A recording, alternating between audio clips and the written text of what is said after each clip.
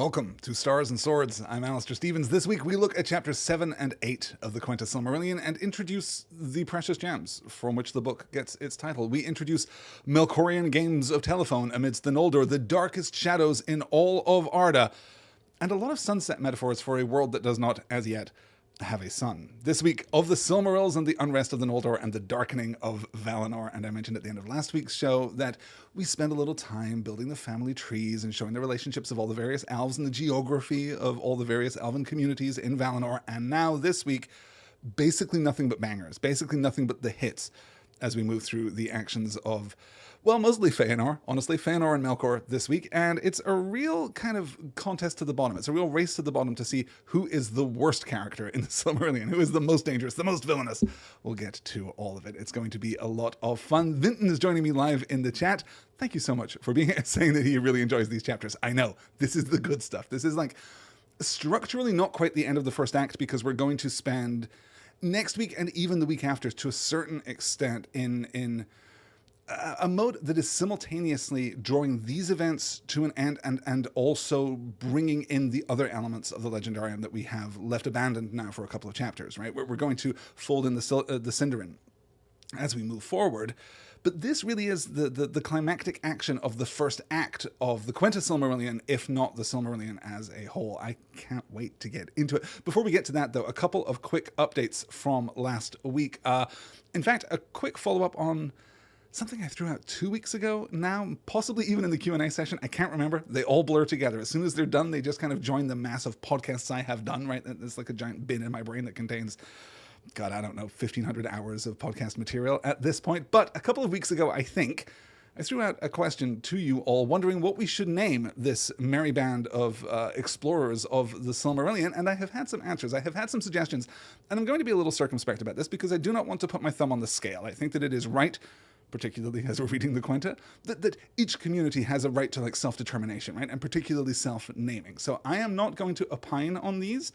I have, however, put out a poll over on the Next Word Patreon page that anyone can go and take part in. You just sign up to follow it. You don't have to pledge any money to support Next Word over on Patreon there. You can just sign up to follow the page, and then you can vote in the poll choosing the name for our august company. I'm going to read these out here in the order that they are presented to me. Also, hi, Becky's joining us in the chat too. Hello, Becky.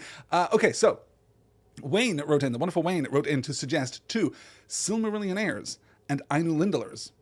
Sarah, inclined toward wordplay, suggests ardent readers, that's ardent with an A in the middle instead of the usual E, and Numenorians with an N-E-W at the beginning, which is, again, wordplay from Sarah.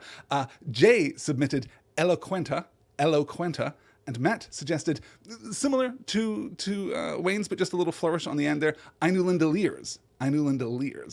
So that poll is now available over at patreon.com/nextword, and you can go and choose your fate. Choose our fate, collectively, in fact. Let's prove that voting still has some power to change things for the better here in this benighted world. And if you have some time on your hands and you want to come up with some names for our previous seasons, if you want to give us a name for the Great Expectations season, or the Binti season, or the season that I spent discussing Ultimate Spider-Man, then, yes, definitely the Ultimate Spider-Man series, in fact, then head on over and get in touch. As always, you can email me at starsandswordspod@gmail.com, or increasingly, you can find me over on Blue Sky, because one of the great things about trying to kind of build a following and find my community on Blue Sky, both personally and semi-professionally, is that I'm there a lot and don't have a lot to do. So if you ask me a question on Blue Sky, I will probably respond to it pretty much immediately. You can find me at alistairstevens.bsky.social, or you can find the show at starsandSwords.bsky.social.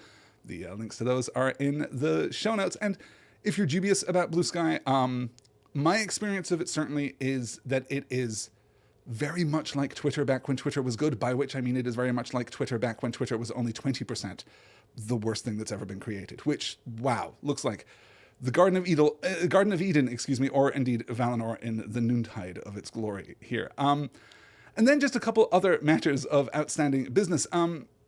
If you listened to last week's show, you will have heard me trying to, struggling would be the appropriate verb there, struggling to remember where it is that Professor Tolkien lays out the customs of the Eldar, and I speculated in that episode that it was in fact in volume 12 of the History of Middle-earth, The Peoples of Middle-earth. It is not, in fact.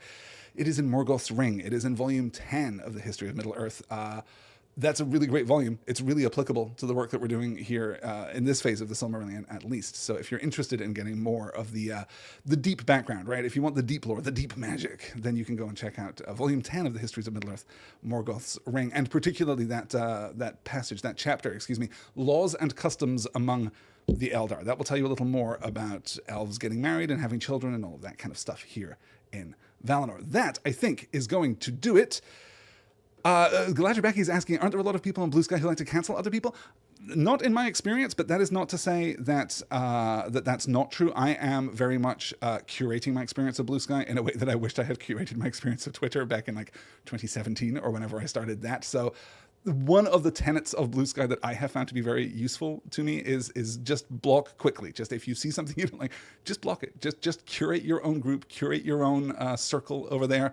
You know, allow it to be the best that it can possibly be. You know, I remember that the old axiom that we are the average of the 5 people that we spend the most time with, right? So try and kind of bring in intelligence and insight and you know, good people with good hearts, and you will find your way over there. But I find it pretty good. Maybe I can put together a little, they do starter lists of basically recommended follows. So maybe I can put together something over there for good media critics and maybe even some good talking people too. All right. Let's get to it then. I want to begin, as is my way, by going backwards. Let me call up the slide here so that we can look at the timeline so far, because things are about to compress. As I said, this week we're going to get a lot of action. The events of the 2 chapters that we're going to study this week are going to be really quite swift compared to the previous chapters that we've discussed, and I want to keep our sense of where we are in the timeline. As I said, I'm not that bothered about what year it is specifically or how many years have passed since certain events. The order of events is more important, but we're about, as I said, to start to integrate the story of the Sindarin too, right? The Teleri that remain in Beleriand. We're going to start to do that next week. So it's important as we move forward that we have a sense of how much time has passed roughly and where we are in terms of the ongoing story threads here.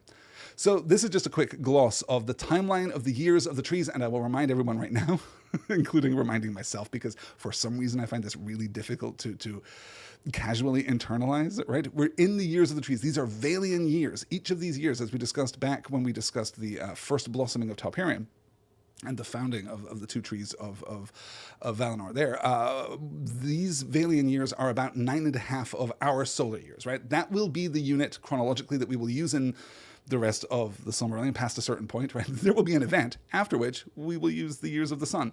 And those years are the same as our real life years. But for now, each of the years of the trees, each of these Vailian years is roughly, you know, you can just round it up and say 10 years of our time, just to give us a sense of how much time is really passing and how long certain things take, right? So let's get into a quick gloss here then. We see, yes, one of the reasons that I wanted to call this out was that I got an email from Alex who was asking about the crossing of, the crossing of Beleriand specifically, but also, you know, the crossing of all of Middle-earth, the western exodus of the various elven populations, and that I had casually said in a previous episode that it was 200 years, and Alex had proactively, and I applaud this, consulted a timeline and found that it was in fact only 20 years. It was 20 years, but it's 20 Vailian years, which is about, you know, 180 of our regular years, right? So 190, I suppose. The math's not that hard. Like, I'm embarrassing myself now. About 190 of our years. So let's gloss this very quickly. So year one of the Year of the Trees is Yavanna creating Telperion and Laurelin, right? Telperion's first blooming, as we saw back in that chapter, begins the count of time. And then there's 1,000 Vailian years. There's 1,000 years of the tree, so 10,000 of our years, in which the Valar just kind of hang out, and then Varda begins to create the new stars and constellations following the Council of the Valar. That takes 50 Vailian years, 500 years of our time. She concludes by completing the Valakurka, right, the sickle of the Valar that hangs in the sky in the north above Melkor's head, the wonderful kind of symbolic gesture of Varda's particular resistance to Melkor. And that is followed immediately by the elves awakening at Cuivanen and the beginning of the First Age. This is where we transit from technically the Years of the Trees into the First Age. These overlap. Then, 35 years later, Orome discovers the elves, again, 35 Vailian years, 350 years later, which is a lot of time for Melkor to mess with the elves, right? You'll remember that Melkor is at this point doing some shadow theater on the skyline there, kind of suggesting that there is something bad out there, that something may in fact look like Orome, and according to this schematic of Middle-earth, at least kidnapping some of those elves and twisting them, perverting them, corrupting them into orcs. In 1090 of the Years of Trees, the Valar go to war with Melkor and besiege Autumno. That lasts 10 years, right, before they capture Melkor, 10 Vailian years, again, before they capture Melkor, drag him back to Valinor, and imprison him for 300 Vailian years in the halls of Mandos. Effectively, at the same time, Orome extends the invitation to the elves, to the Quendi, to come to Valinor, right? He extends, I suppose, the offer to all of them, but the Eldar accept. The ambassadors of Ingwe and Finwë and Elwë go. They are gone for 50 years, 50 of our years, 5 years of the trees. Then they return, and we get the first sundering of the elves, and the Eldar begin to travel west. It takes them 20 years to reach Beleriand, the Vanyar and the Noldor, the swiftest among them. 20 years to reach Beleriand. And then 5 years after that, 5 years of the trees after that, Elwë meets Melian in Nan Elmoth and starts to hang out for a good long while. Ulmo brings Tol Eressëa, the Vanyar and the Noldor head off. The Vanyar and the Noldor reach Valinor. You'll note there, 1 year of the tree, 10 years of the sun, effectively, to transit from the coast of Beleriand, from the Bay of Balar there, all the way to the shadow of the Pelori out on Aman. And then we skip ahead a little bit. Most of the Teleri will depart Beleriand in 1150 of the Years of the Trees, leaving behind those who will become the Sindar. In 1165, the Vanyar will depart Tirion to live upon the slopes of Taniquetil itself. Tirion then becomes the city of the Noldor exclusively. Aqualonde, meanwhile, to the north in the shadow of the Pelori, right? So they can kind of see the effect of the light of the trees of Valinor, but they are not themselves subject to the light of the trees of Valinor. This real halfway house here for the Teleri. Alcolonde, the city of the Teleri, will also be constructed just north of the Kalikuri. Then in 1169, we get the birth of Cúda Finwë, called Fëanor, son of Finwë, and his first wife, Midiel Serinde. Then in 1400, Melkor is released and begins to manipulate the Noldor, and in 1450, Fëanor creates the Silmarils. So you can see there is a huge gap there, right, between 1169 and the birth of Fëanor, and 1400, the release of Melkor back into a kind of monitored community police kind of existence in Valinor. And then the creation of the Silmarils, which we'll get to in this week's reading in 1450. Again, that's a big gap, but that gap is not empty. We are going to move in the future back into that time and kind of backfill the experience of the Sindarin back there in Beleriand. There's a ton to cover. Yeah, Vinton's acknowledging here in the chat, I've been wondering when the Earth becomes round. Yeah, I assume at the same time we start making things by the sun? Not quite. No, we've got 2 more remakings of Arda before we get to the round Earth, and that's going to be a good long while, actually. But we are going to get to the sun pretty soon. Well, pretty soon, by our standards, at least. Okay, so this is the timeline. This is where we are now. We're about to hit 1450. We're about to hit the creation of the Silmarils, so we can get into this week's reading. But first, I want to take a moment, because it's super important.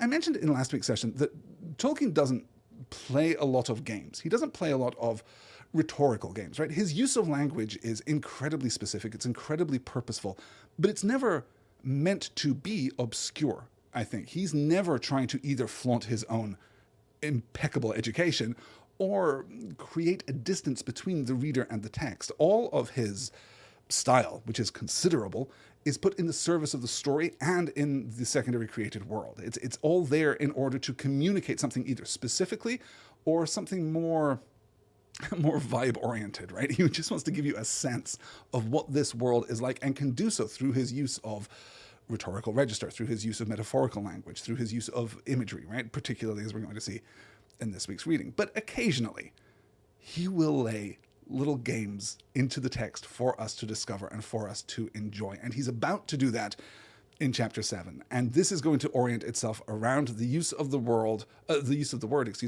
thralldom, right? We're going to be talking about being enthralled. We're going to talk about being thralls. We are going to talk about thralldom in general. So it's good, I think, right up front to acknowledge that, to kind of prime the pump here a little bit as we get into our more analytical mode, and to consider what we are referring to when we're talking about thralldom. This comes to us from an Old English word, right, which comes to us from a Norse word, ultimately a Scandinavian source, that refers to basically a bondsman, a serf, right? A slave to a certain extent, but it's not quite slave sits uncomfortably as a definition for thrall. If you look up what a thrall is, that will be one of the words that is given as a definition. But it is something other than that, because it's less personally held. A thrall is less personally held than is subordinated by the function of society, by the function of some kind of legalistic structure in society, right? Which is not to suggest that slaves are not, of course, but there's a personal ownership quality to slavery, which I think is not absent from our notion of thraldom, but is less important than this idea of a subjugation by, a subordination by the will of law and the structure of that law. So we're going to be talking about this a lot as we move through, and we'll be prepared for a great reversal as we come near the end of the chapter. With all that said, then, let's get into a slide. Let's talk a little about, well, in fact, let's jump right into it.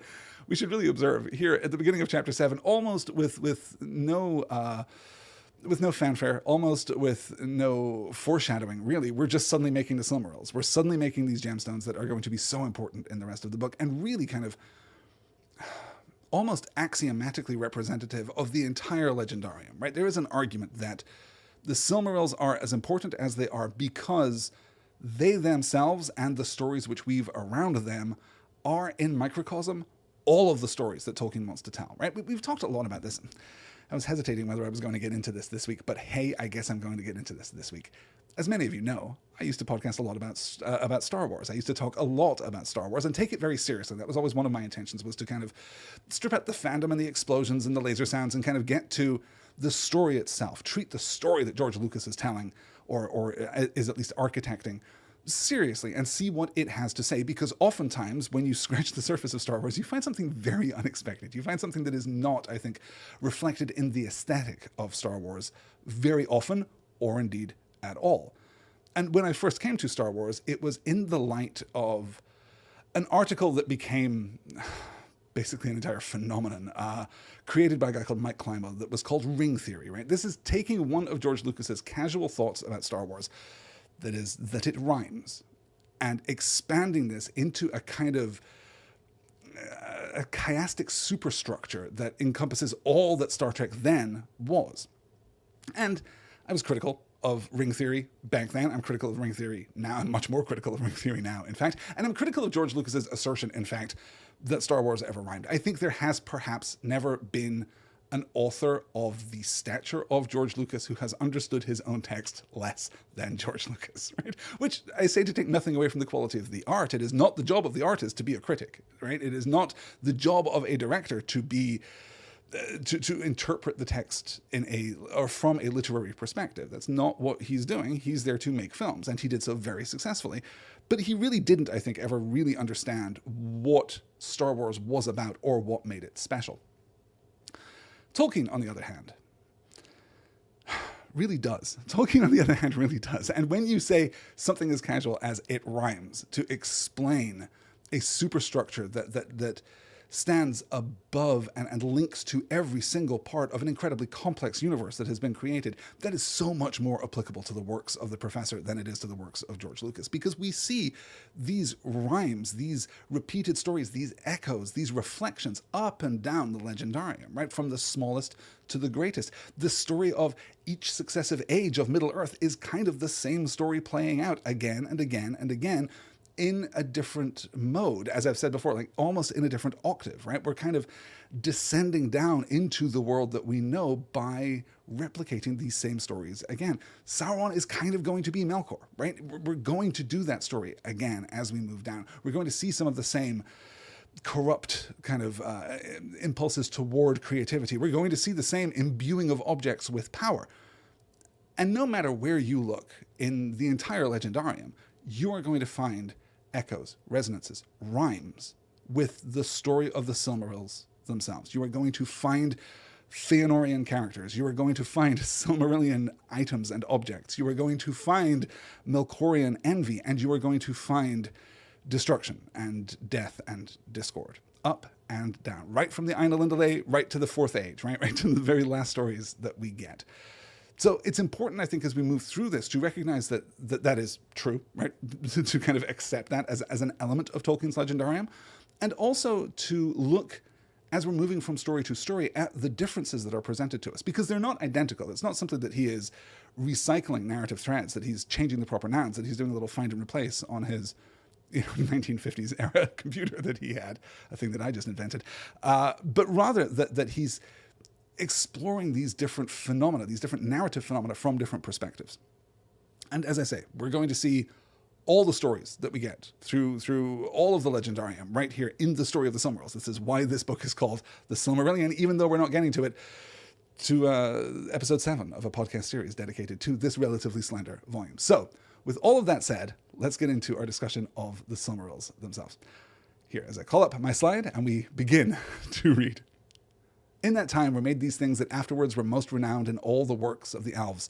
For Feanor, being come to his full might, was filled with a new thought, or it may be that some shadow of foreknowledge came to him of the doom that drew near, and he pondered how the light of the trees, the glory of the blessed realm, might be preserved imperishable. Then he began a long and secret labor, and he summoned all his lore, and his power, and his subtle skill, and at the end of all he made the Silmarils. As 3 great jewels they were in form, but not until the end, when Feanor shall return, who perished ere the sun was made, and sits now in the halls of awakening, and comes no more among his kin. Not until the sun passes and the moon falls shall it be known of what substance they were made. Like the crystal of diamonds it appeared, and yet was more strong than adamant, so that no violence could mar it or break it within the kingdom of Arda. Yet that crystal was to Silmarils but as the body to the children of Iluvatar, the house of its inner fire, that is within it, and yet in all parts of it, and is its life.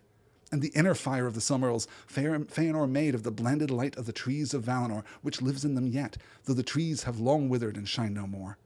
Therefore, even in the darkness of the deepest treasury, the Silmarils of their own radiance shone like the stars of Varda.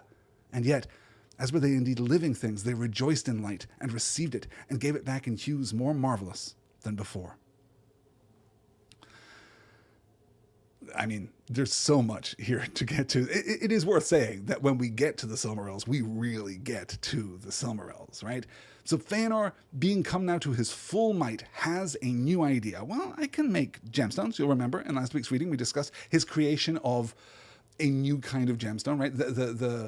The crafting of something not brought from the earth, but rather created in its entirety, right? These clear, colorless, white gemstones that we mentioned earlier that may or may not have been Palantiri, that may or may not have been like the lenses of telescopes too, whichever fits the metaphor better for you. So he has this idea, and this idea, we must note, is perhaps not a terrible idea, right? He was filled with a new thought, or it may be that some shadow of foreknowledge came to him of the doom that drew near. Perhaps he was touched in this moment by prophecy. Perhaps in this moment he was touched with a vision of what will come next, which would be a noble thing, right? Visions of the future, as we are going to see throughout The Lord of the Rings in particular, visions of the future are generally given to those who are worthy, who are important, who are broadly, to kind of separate a class of people, broadly good people have visions of the future, right? And those visions can generate good action. We can follow these through to good consequence. We can, or at least as much as any good consequence is possible in Arda Mard. But then you'll notice how the dialogue here, or the narrative here, immediately pivots us away from the idea that this is good, or that it is worthy, or that he is well motivated here, right? Then he pondered how the light of the trees, the glory of the blessed realm, might be preserved imperishable. Not a bad idea, right? Given the destruction of the lamps, it's not terrible to think, well, if you have a feeling that there's a doom coming to Valinor, then maybe trying to preserve some of this light would be a good thing. But look how he does it. He begins a long and secret labor. He summons all his lore, his power, and his subtle skill. And at the end of all, he made the Silmarils. So we're getting that use of subtle, which I talked about last week. Never a good thing to be subtle in the works of Professor Tolkien. And he's doing it in secret. Also a bad thing. If you are going off by yourself to undertake some kind of borderline creative act, then you're probably not going to wind up on the right side of history. But the thing that is created is still a thing of beauty, right? And again, this is going to ripple out through all of the cosmology. Arda is still a thing of beauty, though it was marred in its creation. The Ring of Power is going to be a beautiful object, even though it is incredibly dangerous and powerful, right? These 3 great jewels, but not until the end when Feanor shall return, and we'll observe this rhetorical lift as we move through this, but not until the end when Feanor shall return, who perished ere the sun was made, and sits now in the halls of awakening, and comes no more among his kin. Not until the sun passes and the moon falls shall it be known of what substance they were made. So Fëanor is going to die. Fëanor is going to die before the sun is created. And then after the sun has fallen, when the sun passes and the moon falls, and Fëanor returns from the halls of waiting, the halls of Mandos, right? He has been separated from his body, and he is waiting now in the halls of Mandos. And at the end of all things, he will be able to reveal perhaps of what they are made. We are never going to recreate this particular technology, right? So, the Silmarils, or the Silmarilli in Quenya. It is noted in the appendix of this volume, right? It's so funny that we get this whole line about no one will know of what the Silmarils are made. And then if you go to the appendix of the Silmarillion, it will tell you that, in fact, the Silmarils are made of a substance called Selima. In both cases, the Sil element here is Quenya for silver light or white light, right? Often attached to concepts of starlight. You see here the reference to the stars of Varda, right? Even in the darkness of the deepest treasury, the Silmarils of their own radiance shone like the stars of Varda, and yet, as were they indeed living things, they rejoiced in light and received it and gave it back in hues more marvelous than before. And if you are a dedicated Tolkien reader, you might be thinking there of Mythopoeia, right? You might be thinking of the white light of creation that is refracted through the prisms of each individual sub-creator as we ourselves go out into this created world and make more art, tell more stories, make more music, do beautiful things, right? That sub-creative impulse is described in Mythopoeia as being the reflected light through the prism. And so we're seeing here that the Silmarils themselves are almost a kind of sub-creator. As they themselves were created, they are sub-creating. They are taking the light and they are making it more beautiful through their refraction of it. And that's not a quality that we would normally associate with gems, but then the Silmarils don't behave exactly like gems. They're not exactly like jewels of any other kind because of this explicit mind-body dualism that we've given them here, right? So there's this substance, this adamant substance, as Vinton's asking in the chat here, stronger than adamantium? Yes, definitely stronger than adamantium, stronger than vibranium even. I'm sure I would go to the mat for this, right? This substance is created, but that's not what the Silmarils are. This crystalline structure isn't the real power of the Silmarils. It is simply the body for the Silmarils, in the same way as the body of the elf is the house, the hroa, for the fea of the elf, for the spirit of the elf, right? The Silmarils themselves are possessed of some kind of spirit. There is something within them. They are more like living things than any other inanimate object that we will ever see in the history of the Lord of the Rings. Though we can throw forward a little bit, right? Because we can consider how, as we move through the pages of the Lord of the Rings in the Third Age, we talk about the ring wanting things. We talk about the ring doing things. We talk about the ring trying to manipulate people, right? It will try and slip off your finger. It will try and make you take it. It will try and make you wear it. The ring wants things. And is that because the ring, like the Silmarils, is an object? Yes, but it is an object emboldened, embodied, empowered by some aspect of Thea, some aspect of spirit here? Well, we can only speculate and discuss it when we get back to The Lord of the Rings, which I'm sure we will do at some point in the not too distant future. Yeah, glad Rebecca's observing here. I like how he tells us a lot of the end before we learn even much about the beginning, but just a hint. It's so fantastic and so suits, I think, that rhetorical mode, that rhetorical strategy of historicity, right, that we're getting throughout the book at this point. This is a documented historical account, and to the Eldar, some aspect of all of this is going to be known. In fact, we're going to make that explicit. I'm going to skip over this discussion right now because that is going to be absolutely explicit when we get to the Darkening of Valinor. Yeah. Let's move on then to our second slide. I do want to hold in our minds, as we move forward, this question. And culpability is kind of a boring topic, right? Culpability as a notion, right? Blame in this context is kind of reductive. It's kind of dispiriting to look at this text and figure out, well, who really is the bad guy? But it is interesting to hold the different accounts in one's head at the same time and try to balance action and inaction, right? Are the Valar to blame for all that unfolds from this point? Is Fëanor in some extent to blame for all of this? Is Finwë to some extent to blame for all of this? And certainly Melkor has his own share of culpability, absolutely. But where does the flaw lie? Where can we track the breaking points of history and fate here? I do want to hold in our minds the possibility that Fëanor is gifted with some foreshadowed vision of the darkening of the trees of Valinor. Let's move forward here and see what happens, because the Silmarils, it turns out, are pretty great. All who dwelt in Aman were filled with wonder and delight at the work of Feanor. And Varda hallowed the Silmarils, so that thereafter no mortal flesh, nor hands unclean, nor anything of evil will might touch them, but it was scorched and withered. And Mandos foretold that the fates of Arda, earth, sea, and air lay locked within them. The heart of Feanor was fast bound to these things that he himself had made. Then Melkor lusted for the Silmarils, and the very memory of their radiance was a gnawing fire in his heart. From that time forth, inflamed by this desire, he sought ever more eagerly how he should destroy Feanor and end the friendship of the Valar and the Elves. But he dissembled his purposes with cunning, and nothing of his malice could yet be seen in the semblance that he wore. Long was he at work, and slow at first, and barren was his labour.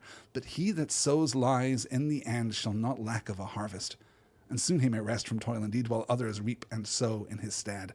Ever Melkor found some ears that would heed him, and some tongues that would enlarge what they had heard, and his lies passed from friend to friend, as secrets of which the knowledge proves the teller wise. Bitterly did the Noldor atone for the folly of their open ears in the days that followed after. I talked a couple of times in the past about, amidst the grandeur, the grandiloquence of Tolkien's prose here, he continually and repeatedly betrays a profound understanding of human nature and the human spirit. And here is exactly that understanding displayed for us again, right? This is gossip. This is what happens. Melkor goes forth and begins to lie, and it doesn't work at first, right? Long was he at work, and slow at first, and barren was his labor. He's being very subtle. He's being very devious. He's being very sneaky. He's dripping poison in the ears of the Noldor around him, and none of it's really working for a long time. But ultimately, he that sows lies in the end shall not lack of a harvest, and soon he may rest from toil indeed, while others reap and sow in his stead. Why should this be so? Why should people take up gossip? Why should people not just repeat the lies that they have heard, but expand upon them? Because they are presented as secrets of which the knowledge proves the teller wise. I know more than you. Let me tell you the secret that I have heard. Let me expand this. Oh, you've heard the secret too? Well, I've heard this even bigger version of this secret. This is exactly how gossip passes through communities. And again, we're throwing forward to the future there, right? Bitterly did the Noldor atone for the folly of their open ears in the days that followed after. Nothing good is going to come of this.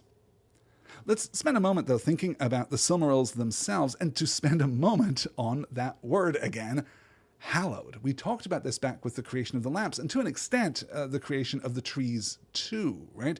But here, Varda is hallowing the Silmarils, and for the first time we get an actual, consequence to that, or an idea of what the consequences could be to that, so that thereafter no mortal flesh, nor hands unclean, nor anything of evil will might touch them. 3 categories of being, then, absolutely excluded from physically interacting with the Silmarils, but that they will be scorched and withered.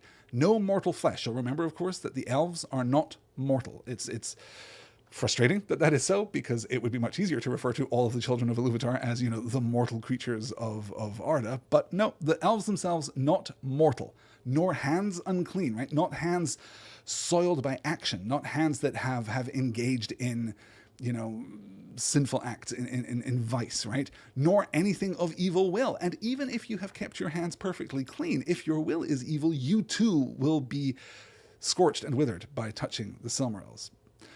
Why does Varda hallow them?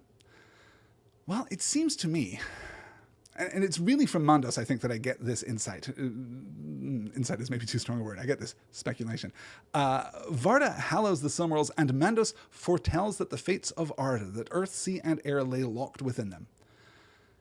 I wonder to what degree we are to read this as being similar to Yavanna talking with Manwë, right? When Yavanna goes to Manwë and is talking about how the children of her thought, the children of her creation, are forever going to be just dominated by the children of Ilúvatar, right? And now these goddamn dwarves that Aule has made as well, this is terrible, right? Are they going to have no protectors? And Manwë says, well, that is a strange thought. And she said, yet it was in the song. We seem to have that moment of recollection, of remembrance there, right? We've established consistently throughout that the Valar are not godly in the sense that they are omniscient, right? They do not have perfect knowledge, right? We saw this last week with Manwë failing to imagine that anything could be evil, forgiving Melkor and letting him walk around Valinor just casually and talk to the elves in particular, right? So we know that the Valar are not omniscient, and thus we can speculate, I think, as we see with Yavanna, as we might see here with Mandos, as we might see here with Varda, that they are remembering some aspect of the song that's not in their conscious mind until they encounter it again. You know, and you'll remember the passage that we had from Orome, that even if you remember the things from the song, when you encounter them first, they are going to come at you as something new and wondrous to behold. That experiencing them in memory, in the version of them that's presented to you in the song or the vision that Ilúvatar presents to the Ainur back before time is begun, that the actual experience of these things that you otherwise recollect will still strike you as something new and powerful and unique, right? So I think maybe that's what we're getting here, that Varda recognizes the Silmarils in this moment as being something that was foreshadowed in song, that was foreshadowed in the vision of Arda, and that Mandos recognizes them too. He foretells that the fates of Arda, earth, sea, and air, I will present them in their right order, lay locked within them. And then we get the turn. The heart of Feanor was fast bound to these things that he himself had made. It's okay for your heart to be fast bound to things, right? It's good, in fact, for your heart to be fast bound to things. It's good for Yavanna to be so invested in the plants and the animals of Arda. It's good for Manwë to be so invested in the air and the clouds and the birds of his command, right? But we see this with Aule. Aule is distinct from Melkor because he is not invested in the things of his own creation. He passes them away, right? Even the Noldor here in Tirion are so passionate about building towers that they delve into the earth to quarry stone, and in so doing find gemstones that they think are awesome, and then they give them away. They scatter them on the beaches so the Teleri can walk on these glittering gemstone-strewn beaches, which sounds uncomfortable. I'll say that, just in terms of, whether or not this is a good piece of landscape gardening that's happening here. I think maybe, comfortable shoes would be necessary if you were walking on the gemstone-studded beaches of Aman.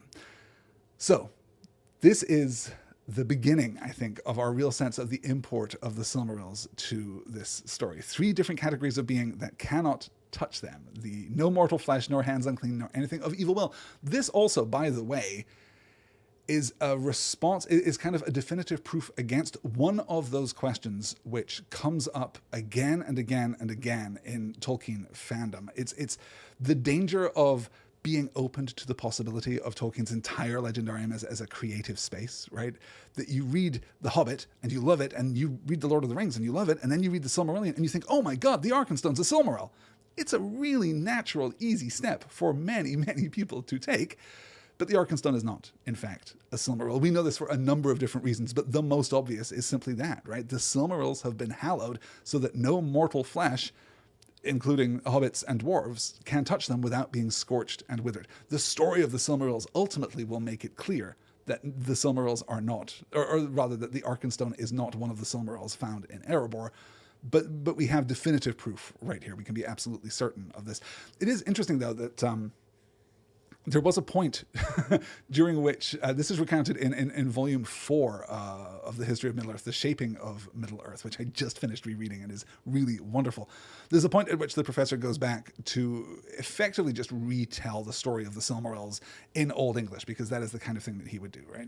He's coming up on the summer break from his teaching duties at Oxford, so he sits down and he decides, I'm going to write the story in Old English, because why wouldn't I? And in that story, he uses this kind of slightly neologistic Old English construction to describe the Silmarils, and the word that he chooses is Eorclenstanas, right, which is the root that gives us Arkenstone in The Hobbit. So he's drawing an etymological fusion between the two, which is really interesting, but yes, distinct as artifacts within the Legendarium, absolutely. So, Melkor is going forth and telling lies about the relationship between the Noldor in particular, but the elves in general, and the Valar, and certainly the role of the Silmarils too. Let's take a look at a slide that I have entitled Melkor, Scam Likely. When he saw that many leaned towards him, Melkor would often walk among them, and amid his fair words others were woven, so subtly that many who heard them believed in recollection that they arose from their own thought. Visions he would conjure in their hearts of the mighty realms that they could have ruled at their own will, in power and freedom in the east. And then whispers went abroad that the Valar had brought the Eldar to Aman because of their jealousy, fearing that the beauty of the Quendi and the Maker's power that Ilúvatar had bequeathed to them would grow too great for the Valar to govern, as the elves waxed and spread over the wide lands of the world. In those days, moreover, though the Valar knew indeed of the coming of men that were to be, the elves as yet knew naught of it, for Manwë had not revealed it to them. But Melkor spoke to them in secret of mortal man, seeing how the silence of the Valar might be twisted to evil. Little he knew yet concerning man, for engrossed with his own thought in the music he had paid small heed to the third theme of Ilúvatar. But now the whisper went among the elves that Manwë held them captive, so that men might come and supplant them in the kingdoms of Middle-earth, for the Valar saw that they might more easily sway this short-lived and weaker race, defrauding the elves of the inheritance of Ilúvatar. Small truth there was in this, and little have the Valar ever prevailed to sway the wills of man. But many of the Noldor believed, or half-believed, the evil words. So, not only is Melkor going forth and telling the elves that actually the reason that the Valar brought you here was that they didn't want you building your glorious kingdoms in the east. They wanted you here, safe and penned in and constrained by their own governance, that they are fearful that you and the great gifts of subcreation that Ilúvatar has given you would come to dominate the world, and that you would eclipse the Valar in power. And not just that. There's this other kind of child of Ilúvatar too. Have they not they haven't mentioned men? That's so weird. The men were definitely in the third theme that we all heard back before the creation of the universe. That's so strange. Melkor here presumably skipping over the fact that he didn't really pay attention to the part of the song that was about men because he was so busily engaged in active insurrection and rebellion against Ilúvatar. But these lies take on a power of their own because of that proof of wisdom, that proof of superior knowledge, that proof of superior intelligence as they are passed from one to the next. And so these lies take root, right? And we'll call out immediately, in fact, as we move on to the next slide here. Thus, ere the Valar were aware, the peace of Valinor was poisoned. The Noldor began to murmur against them, and many became filled with pride, forgetting how much of what they had and knew came to them in gift from the Valar. Fiercest burned the new flame of desire for freedom and wider realms in the eager heart of Feanor. And Melkor laughed in his secrecy, for to that mark his lies had been addressed, hating Feanor above all and lusting ever for the Silmarils. But these he was not suffered to approach, for though at great feasts Feanor would wear them, blazing on his brow, at other times they were guarded close, locked in the deep chambers of his hoard in Tirion. For Feanor began to love the Silmarils with a greedy love, and grudged the sight of them to all save his father and his 7 sons. He seldom remembered now that the light within them was not his own. High princes were Feanor and Fingolfin, the elder sons of Finwë, honoured by all in Aman. But now they grew proud and jealous each of his rights and his possessions.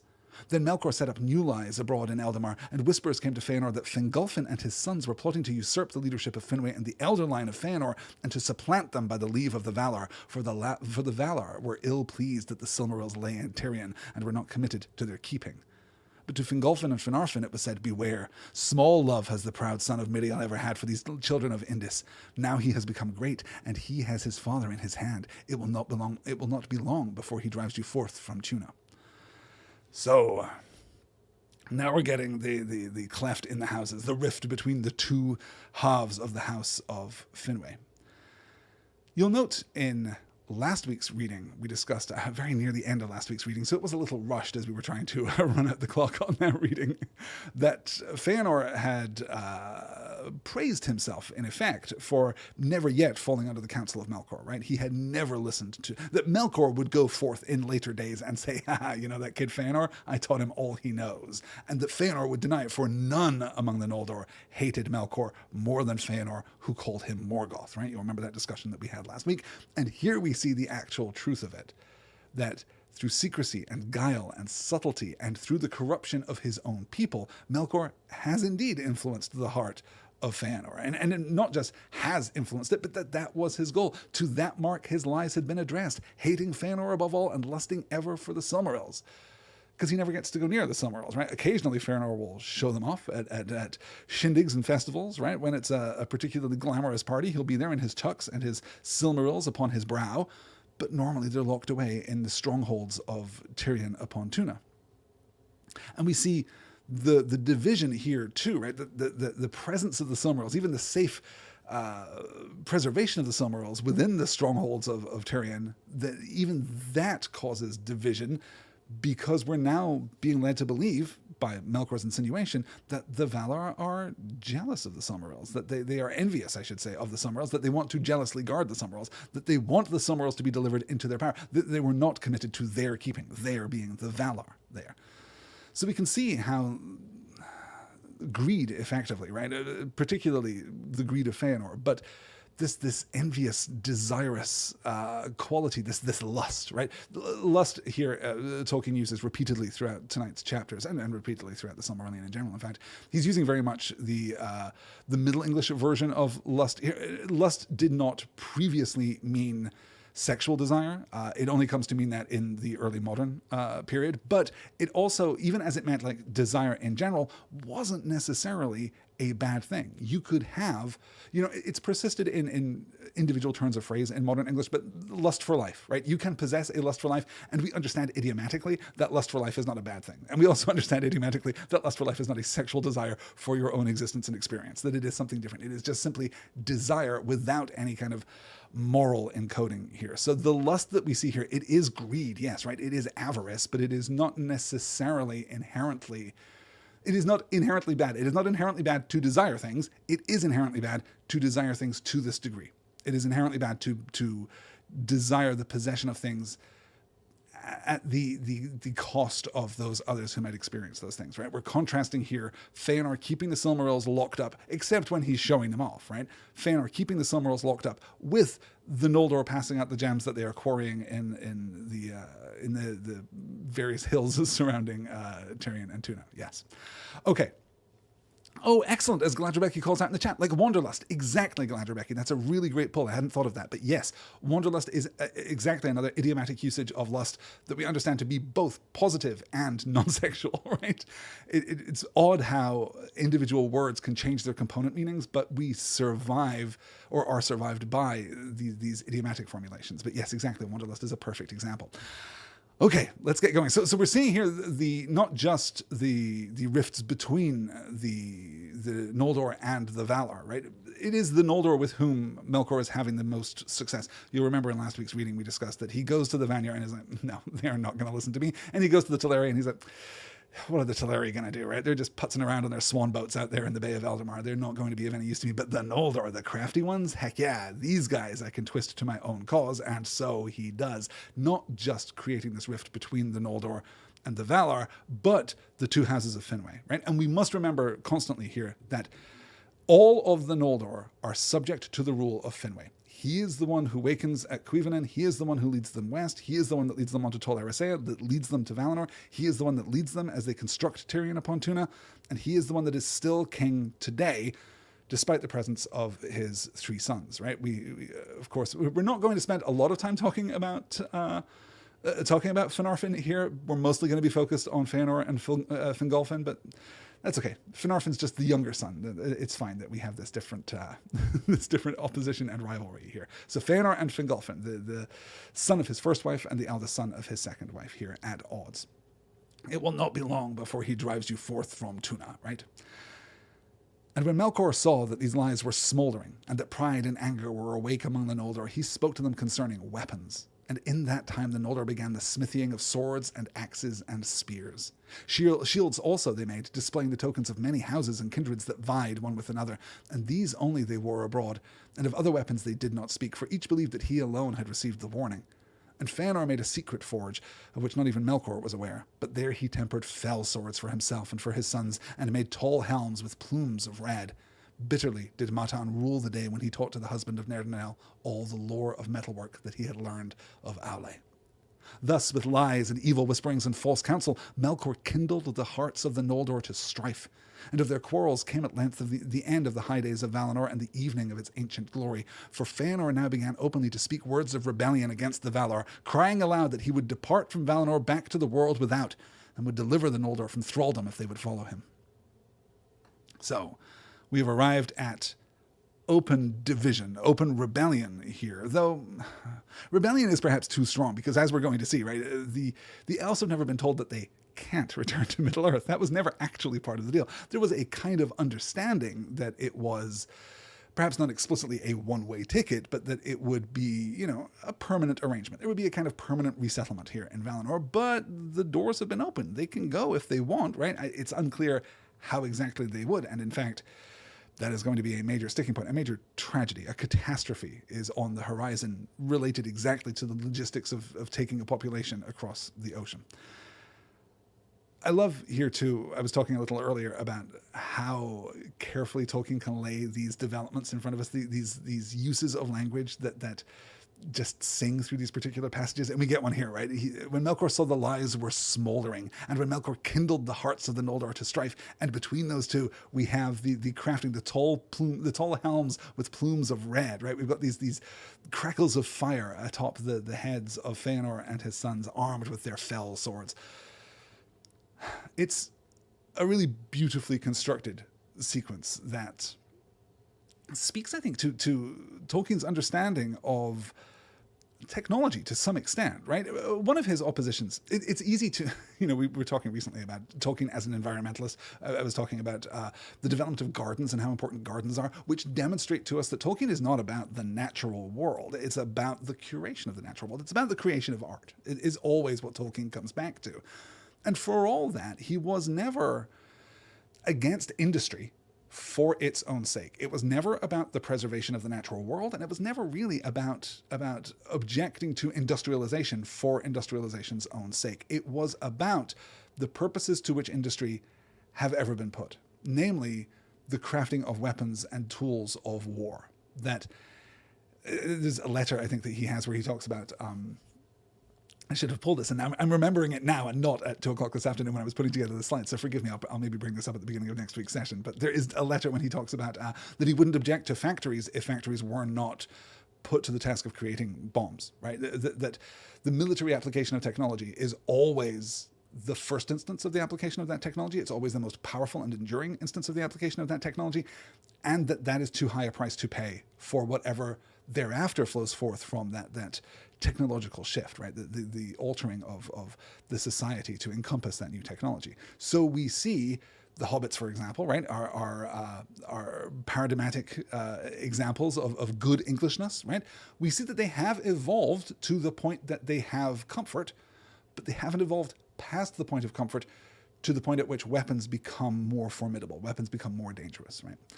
So let's keep going on here as we are now on the brink. For Feanor now had openly began to speak words of rebellion against the Valar, crying aloud that he would depart from Valinor back to the world without and would deliver the Noldor from thraldom if they would follow him.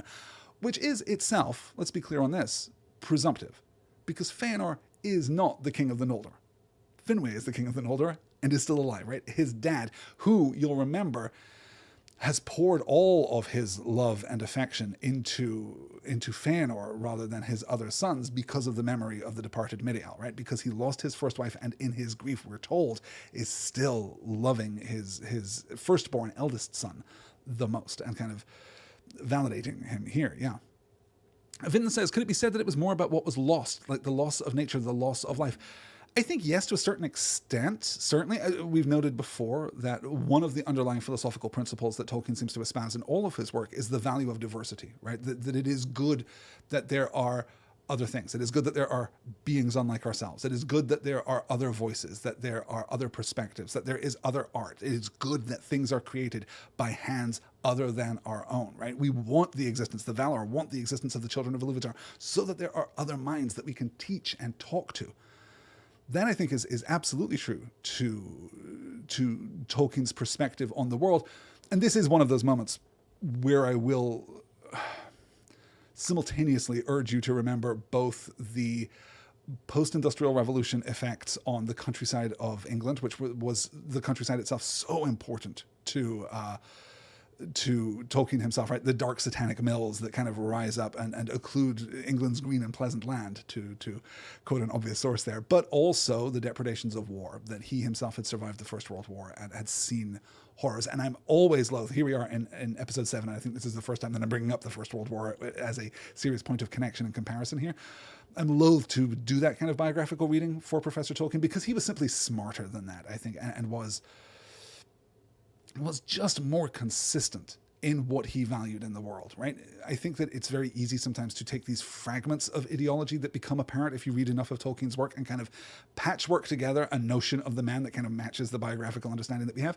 But almost always, you can go further in each of those understandings and find something more profound and more consonant. You can find something that is more harmonious with the other elements of his ideology, of his understanding, his political theory, of his, imaginary. We can find a real commonality because he himself was so purposeful and so careful about the ways in which he offered discourse around these things that he believed to be true, these things that he believed to be important, right? We talked a little about that in the Q&A episode when I was addressing Travis's question about feudalism and the role of kings, and the medieval mind will do what the medieval mind will do, but in a sense, it is still consonant. It is still compatible with the perspectives that Tolkien held on the modern world too. So yes, loss certainly, violence certainly. He's generally, against violence. There's a reason that we value the hobbits more than we value, the races of man in the frame of Middle Earth here. But yeah, I do think that it is about loss and is about the preservation of that diversity. Vinton's noting here too, industry can bring gains, but if it causes certain losses, then that would be too high to be counted and maybe a cost too high. Yes, absolutely. And certainly, this is an entirely different topic and perhaps too big to encompass. This is going to be one of these ones where I want to do a bonus episode on it. The sacrifices that we are willing to make for convenience, the sacrifices that we are willing to make for comfort. Tolkien is in a really interesting place vis-a-vis those two things, I think. I think that it's very tempting to read this desire for a hobbitish life as being one of indolence, right? Being one of being idle, of being too comfortable, of being pampered and provided for. But if you look at the text, if you look at how the hobbits are presented, I think that is not entirely true. We'll maybe circle back to that. I've got a few ideas for little bonus episodes that I can do. I really want to do a bonus episode on Tom Bombadil now, but maybe we'll get to that in the weeks to come. There's always more, you guys. Patreon.com/nextword is the place to go to help me just keep making podcasts for as long as I draw breath. Let's get into then actual rebellion here and see how this plays out. Then there was great unrest in Tirion. Let me cancel out my camera there so you can see the whole slide. There we go. Then there was great unrest in Tirion, and Finwë was troubled, and he summoned all his lords to council. But Fingolfin hastened to his halls and stood before him, saying, King and father, wilt thou not restrain the pride of our brother Cora Finwë, who is called the Spirit of Fire all too truly? By what right does he speak for all our people as if he were king? Thou it was who long ago spoke before the Quendi, bidding them to accept the summons of the Valar to Aman. Thou it was that led the Noldor upon the long road through the perils of Middle-earth to the light of Eldamar. If thou dost not now repent of it, 2 sons at least thou hast to honour thy words. But even as Fingolfin spoke, Fëanor strode into the chamber, and he was fully armed, his high helm upon his head, and at his side a mighty sword. So it is, even as I guessed, he said. My half-brother would be before me with my father, in this as in all other matters. Then turning upon Fingolfin, he drew his sword, crying, Get thee gone, and take thy due place. Fingolfin bowed before Finwë, and without word or glance to Fëanor, he went from the chamber. But Fëanor followed him, and at the door of the king's house he stayed him, and the point of his bright sword he set upon Fingolfin's breast. See, half-brother, he said, this is sharper than thy tongue. Try but once more to usurp my place in the love of my father, and maybe it will rid the Noldor of one who seeks to be the master of thralls. These words were heard by many, for the house of Finwë was in the great square beneath the Minden. But again Fingolfin made no answer, and passing through the throng in silence, he went to seek Finarfin, his brother. So, the first drawing of a weapon in the world, in effect. It is unclear whether or not the Valar use weapons in their pursuit of Melkor, right? We can think of Tukas wrestling him, and it's unclear even what a weapon would mean in terms of the real world function of a weapon to extend one's ability to harm others, right? To artificially augment one's ability to cause violence.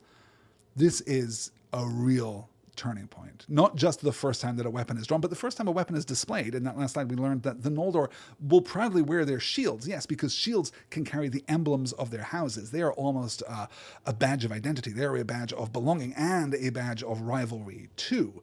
But here we get not just the first wearing of a mighty sword, but the first drawing of a mighty sword. And so we see Fingolfin take the higher path. Fingolfin take the high road here, as Finwë is driven by anger and by envy, by the jealousy of what he has and the avarice for what he does not yet have. Fingolfin is very low-key one of my favorite characters in all of the Silmarillion. It took me a long time, I think, because Fëanor is the Spirit of Fire, right? Because he is so center stage, because there he is in his helm with a plume of red and his mighty sword. it's easy to pay attention to Feanor. It's kind of hard to pay attention to Fingolfin at this point in the book. Fingolfin will be extremely important later and will get one of the most... I'm struggling to think of a word better than metal, right? In terms of like the musical genre. He's going to get one of the most metal moments in all of the Silmarillion. He is going to get one of the most raucous and rowdy moments in all of the Silmarillion. Oh, a moment, in fact, which we're going to allude to later today. Let's put a pin in that, and we'll come right back to Fingolfin and his awesomeness. We'll talk a little about that as we get there. Yeah, Vinton's saying, I was surprised by Fingolfin's response, but I really loved it. It's courtly, right? It's smart. It's informed. He is demonstrating that he is the son of Finwë. Finwë here is not maybe doing the best, right? He summoned all his lords to council, but Fingolfin hastened to his halls and stood before him, saying, King and father, wilt thou not restrain the pride of our brother Cura Finwë, who is called the Spirit of Fire all too truly? Hey, you are giving this kid so much rope that he is not only going to hang himself, he's going to hang all of us. It was, you are the king. Fingolfin not trying to claim any authority here, right? But rather reminding the king of his own authority. By what right does he speak for all our people as if he were king? Thou it was who long ago spoke before the Quendi. Thou it was who led the Noldor upon the long road through the perils of Middle-earth to the light of Eldamar. It was always you. And now this kid who you are indulging over and over has brought us to the brink of open conflict. And what happens? Well, there is open conflict, right? Feanor draws his sword upon his brother with an actual outright threat, right? See, half-brother, this is sharper than thy tongue. Try but once more to usurp my place in the love of my father, and maybe it will rid the Noldor of one who seeks to be master of thralls. This lie of Melkor, these lies of Melkor have become so much a part of Feanor's ideology that he is taking ownership of them, right? We saw exactly that would happen when we're told that Melkor is subtly weaving in these ideas, these lies, these provocations so skillfully that people think that they had that idea in the first place, right? That's how you really manipulate someone. There's a whole layer of inception here, right? You have to make them think that the idea is theirs. And that's how you can gain power over people, through this kind of political manipulation. And so here we are, right? A dark moment. We've been foreshadowing this, well, for several chapters now, but this is the moment of crisis. This is the moment where things start to absolutely unravel. All the harm that will befall the Noldor from this point to the end of time can kind of be tracked back to this moment, the first moment of active rebellion. But again, yes, I do want to button this. It's so easy to just keep talking about Feanor. I do want to note Fingolfin does not rise to the provocation. And Fingolfin is going to have another moment of courtliness, of wisdom, of sagacity, right? He's going to be wise in the pages to come. We'll call back to that when we get to it. Now the unrest of the Noldor was not indeed hidden from the Valar, but its seed had been sown in the dark, and therefore, since Feanor first spoke openly against them, they judged that he was the mover of discontent, being eminent in self-will and arrogance, though all the Noldor had become proud. And Manwë was grieved, but he watched and said no word. The Valar had brought the Eldar to their land freely to dwell or to depart, and though they might judge departure to be folly, they might not restrain them from it. But now the deeds of Feanor could not be passed over, and the Valar were angered and dismayed, and he was summoned to appear before them at the gates of Valmar to answer for all his words and deeds. There also was summoned all others who had any part in this matter, or any knowledge of it, and Feanor, standing before Mandos in the Ring of Doom, was commanded to answer all that was asked of him. Then at last the root was laid bare, and the malice of Melkor revealed, and straightway Tucas left the council to lay hands upon him and bring him again to judgment. But Feanor was not held guiltless, for it was he that had broken the peace of Valinor and drawn his sword upon his kinsman. And Mandos said to him, Thou speakest of thraldom. If thraldom it be, thou canst not escape it, for Manwë is king of Arda, and not of Aman only. And this deed was unlawful, whether in Aman or not in Aman. Therefore this doom is now made. For 12 years thou shalt leave Tirion where this threat was uttered. In that time take counsel with thyself, and remember who and what thou art. But after that time this matter shall be set in peace and held redressed, if others will release thee. So, the judgment of Mandos showing up here again, right? The doomsman of the Valar. And we'll contrast this. I was talking a little last week, about the imprisonment of Melkor, right? And that it is Manwë who sentences Melkor. That Mandos is the doomsman of the Valar, in that he is the one of the Valar who is the doomsman, right? But he is not the doomsman of the Valar. He does not judge the Valar themselves. That is a task that falls to Manwë as king. Mandos here is offering this judgment, offering this doom upon Feanor because he is not of the Valar, because he is rather of the Eldar. I love the thought of gathering everyone together, this huge thing, right? And you can imagine how many people it is, because they really have to go through everything, right? They really have to talk to everyone, because they really have to dig out the first spark of rebellion. They have to figure out where this lie came from, and they do. So there must be innumerable elves gathered here at the Ring of Doom, right? On the western border of Valmar, right? This is actually surrounding, remember, Azalahar. This is surrounding the mound upon which Telperion and Laurelin grow, right? So this is where we are situated. We're situated in the most sacred space in all of Valinor, the most sacred space in all of Arda. That's where we are. And they get to the truth, and we get one of my favorite lines in this week's reading. Then at last the root was laid bare, and the malice of Melkor revealed, and straightway Tukas left the council to lay hands upon him and bring him again to judgment. Tukas, just getting it done. Doesn't even stick around to find out what happens to Feanor. That's not important. Others better suited to counsel will figure out what should happen to Feanor. You know what Tukas is good at? Going and kicking some ass. He's going to go and grab Melkor and drag him back here. Again, slow to rise to anger, but slow to forgive there.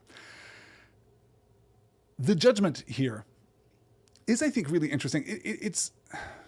This is one of those moments where the rhetorical voice of this document that has been crafted by the Eldar can be a little difficult to parse exactly, right? But I see in Mandos's words huge kindness, honestly. I see in Mandos's words huge wisdom. I see in Mandos's judgment huge wisdom here, right? The speakers, first of all, let's get the facts clear. You think that you are in thrall to Manwë? Yeah, you are. But that's going to be true. If you are in thrall to Manwë, I should say, not necessarily you are, but if you are, then that will be as true in Middle-earth as it is here. There is no place you can go in Arda that he is not king. There is no place that you can go that you would escape his dominance if indeed he has exercised that dominance over you.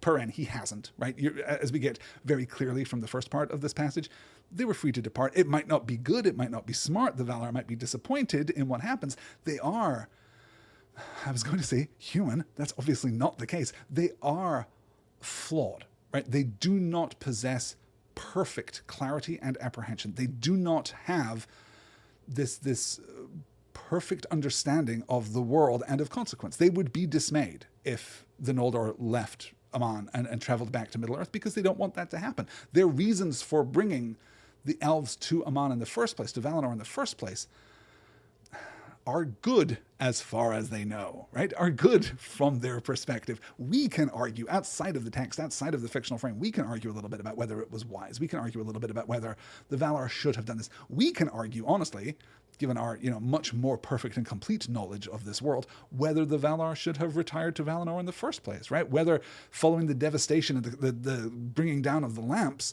they should not have just immediately pursued Melkor and chained him there and let the damage to Arda be what the damage to Arda would be, right? Maybe, I don't know, maybe that argument can be made. Maybe we can argue that the Valar have been sitting on their hands. Maybe we should argue that the Valar should never have released Melkor in the first place, or if they are going to release him, that they should have been paying more attention to him and keeping track of the pride that he is kindling in the Noldor, right? You'll note that that's the first and original sin here, is that he is making the Noldor proud. They are forgetting where they came from. And that is the doom that Mandos hands down to Feanor now, right?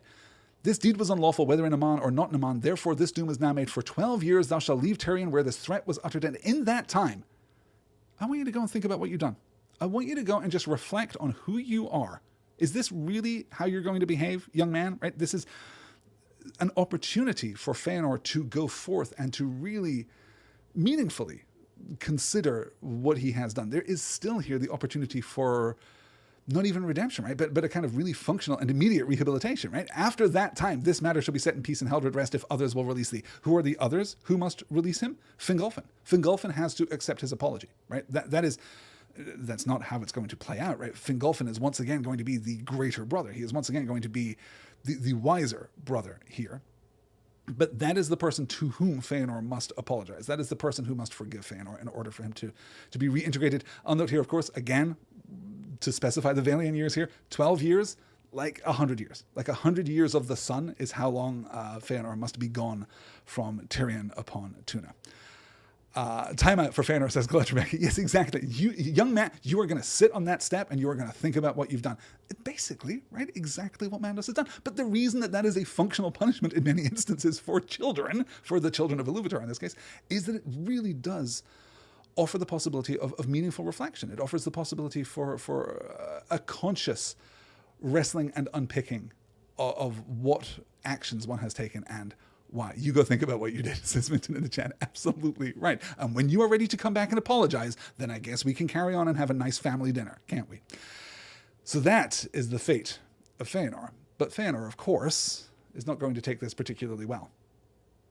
Then Fingolfin said, I will release my brother. So he's already, at this point, right? I probably should have put this on the other slide. I apologize. This is him already honoring this understanding that Mandos has, right? Fingolfin said, I will release my brother. But Fëanor spoke no word in answer, standing silent before the Valar. Then he turned and he left the council and departed from Valamar. With him into banishment went his 7 sons, and northward in Valinor they made a strong place and treasury in the hills, and there at Formenos a multitude of gems were laid in hoard, and weapons also, and the Silmarils were shut in a chamber of iron. Thither also came Finwë the king, because of the love that he bore to Fëanor, and Fingolfin ruled the Noldor and Tirion. Thus the lies of Melkor were made true in seeming, though Fëanor by his own deeds had brought this thing to pass, and the bitterness that Melkor had sown endured, and lived still long afterwards between the sons of Fingolfin and Fëanor. So Fëanor accepts his punishment. He and his 7 sons, not his wife, from whom he is riven at this point, I should say riven at this point. I'll note too, earlier when we're talking about Fëanor's increasing jealousy of the Silmarils, right? He really wants to keep the Silmarils for himself, and he will only show them to his father and his 7 sons, and his wife is like intentionally excluded from that category of person who gets to see the Silmarils. So he takes his 7 sons northward in Valinor. They make this treasury, this fortress, right? Formenos, northern fortress, literally. Right? Formenos, northern fortress. And they lay all of the gems and they lay all of the swords, and then presumably they just brood. But they also brood in the company of Finwë. And if Finwë makes a mistake, which he does, if Finwë can be said to make an objective mistake, and a mistake that is really, even by the standards of his other choices, kind of indefensible, I think that this is it.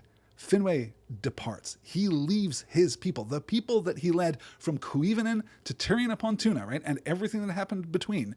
He leaves them and goes to Formenos out of a love for Fëanor. This is the point at which that love, I think, really tips over. You might draw that line closer to the beginning of the story than this point, but I think at this point we can absolutely observe that this is irresponsible. This is a rejection. This is an abdication of his duty to his people, right? We talked extensively about the duty of the king to his people under a feudalist system. There is loyalty that extends up and down the chain. Yes, he has the fealty of the people beneath him, but he is the servant of those people. He is there to rule them and govern them with wisdom, and he doesn't do that. He simply abdicates that responsibility and goes off to Formenos, where presumably there are just like, I don't know, a dozen lazy boys, and we all just watch the game like all afternoon. I can only ever picture Formenos as being just like the worst man cave. It's only like, the worst. Maybe you could be charitable and extend it to like a mid-century den, that has beneath it the great treasury of the Silmarils, perhaps. Yeah. Yeah, Vinton's calling out here too. Immediate forgiveness. Fingolfin is a class act thus far. Absolutely right. Yes, he says it, and what's much more important, he means it, as we'll see in the pages to come. But we're not done here with Formenos, and we're not quite done with this chapter just yet. Now Melkor, knowing that his devices had been revealed, hid himself and passed from place to place as a cloud in the hills, and Tukas sought for him in vain. Then it seemed to the people of Valinor that the light of the trees was dimmed, and the shadows of all standing things grew longer and darker in that time. It is told that for a time Melkor was not seen again in Valinor, nor was any rumor heard of him, until suddenly he came to Formenos and spoke with Fëanor before his doors.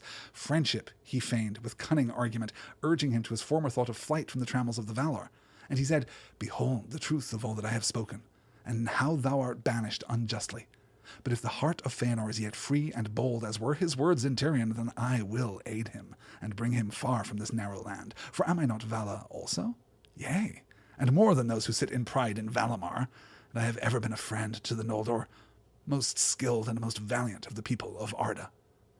Now Fëanor's heart was still bitter at his humiliation before Mandos, and he looked at Melkor in silence, pondering if indeed he might yet trust him so far as to aid him in his flight. And Melkor, seeing that Feanor wavered, and knowing that the Silmarils held his heart in thrall, said at last, "Here is a strong place and well guarded. But think not that the Silmarils will lie safe in any treasury within the realm of the Valar." So Melkor trying his old tricks again, right? He passes first from place to place as a cloud in the hills, and in so doing, by effect, dims the light of the trees of Valinor. He becomes incorporeal, right? We're told that at this point in his history, he still possesses that skill, that ability, the nature of the other Valar to uncloak himself from the raiment of his body and to pass unseen. So that's what he's doing. That is not always going to be the case. That is going to stop being the case in next week's reading, in fact. But ultimately, he goes to Formenos and he tries this trick again, right? I am a Valar. I'm just like them. I'm just as powerful as them. In fact, I'm more powerful than them sitting around on their thrones in Valmar, right? I am the real deal, and I will help you because you know now that you can't trust them. Aren't you here having been banished unjustly? But if the heart of Feanor is yet free and bold, as were his words in right? Throwing his own stature and pride back in Feanor's teeth, like forcing him to live up to the reputation that he himself has kindled, and then twisting the knife, knowing that the Silmarils are not going to be safe here in Formenos, and that they have to leave Valinor, right? So that they can be more readily and easily corrupted by Melkor in the peace and dark of Middle-earth, presumably. All of this strategy has now come to its crisis point, and this is where Tolkien reveals his hand. We have talked about thralls and thraldom throughout this entire chapter, and here it is twisted, right? Melkor, seeing that Feanor wavered and knowing that the Silmarils held his heart in thrall, said at last, "Here is a strong place and well guarded, but think not that the Silmarils will lie safe in any treasury within the realm of the Valar." We've seen that Feanor has never been a subject of the will of Manwë, right? He has never been a thrall of Manwë. Rather, he has become a thrall of his own creation. He has become a servant, a slave of his own desire for the Silmarils, which he himself wrought. That the created thing has brought a greater power over Feanor than any of the Valar, than any other being on Arda. He has fallen himself. He has crafted for himself this trap of pride. But luckily, at this point, I say luckily, everything that happens from this point into the future is going to be terrible. But from some perspectives, luckily, Feanor is not going to listen. But his cunning overreached his aim. His words touched too deep, and awoke a fire more fierce than he designed. And Feanor looked upon Melkor with eyes that burned through his fair semblance and pierced the cloaks of his mind, perceiving there his fierce lust for the Silmarils. Then hate overcame Feanor's fear, and he cursed Melkor and bade him be gone, saying, "Get thee gone from my gate, thou jail crow of Mandos." And he shut the doors of his house in the face of the mightiest of all the dwellers in Ea. Then Melkor departed in shame, for he was himself in peril, and he saw not his time yet for revenge, but his heart was black with anger. And Finwë was filled with great fear, and in haste he sent messengers to Manwë and Valmar. Now the Valar were sitting in council before their gates, fearing the lengthening of the shadows when the messengers came from Formenos. At once Orome and Tukas sprang up, but even as they set out in pursuit, messengers came from Eldamar, telling that Melkor had fled through the Calacadia, and from the hill of Tuna the elves had seen him pass in wrath as a thundercloud. And they said that thence he had turned northward, for the Telerian Alqualande had seen his shadow going by their haven toward Araman. Thus Melkor departed from Valinor, and for a while the two trees shone again unshadowed, and the land was filled with light. But the Valar sought in vain for tidings of their enemy, and as a cloud far off that looms ever higher, borne upon a slow cold wind, a doubt now marred the joy of all the dwellers in Aman, dreading they knew not what evil that might yet come. Powerful foreshadowing there. And we see too the consequence of all that Melkor has wrought, directly and indirectly. You'll remember last week as we were reading about the death of Miriel, we noted that Finwë alone was deprived of the joy of the Blessed Realm. He is the only sad elf in all of Valinor, right? He's the only one. Everybody else is just living their best life, and he's the one who's not because of the death of Miriel. But now doubt has marred all joy, the joy of all the dwellers in Aman, dreading they knew not what evil that might yet come. Again, we've really got a feel for Orome and Tukas again, springing up, right? Tukas once again, Melkor, jumping back to his feet. But what can he do? He has passed, or so it seems. He has feigned to flee, in a phrase that will recur again in The Lord of the Rings, right? He has feigned to flee through the Kalakaria and into the north, heading toward Anaman, the northern spur of Aman, right? Up by the Helcaraxa, the grinding ice that bridges between Aman and Middle-earth. More on the Helcaraxa in the pages to come. And now there is just the waiting. Now there is just the fear of a doom unknown, but a doom that is certain. There's something in the air.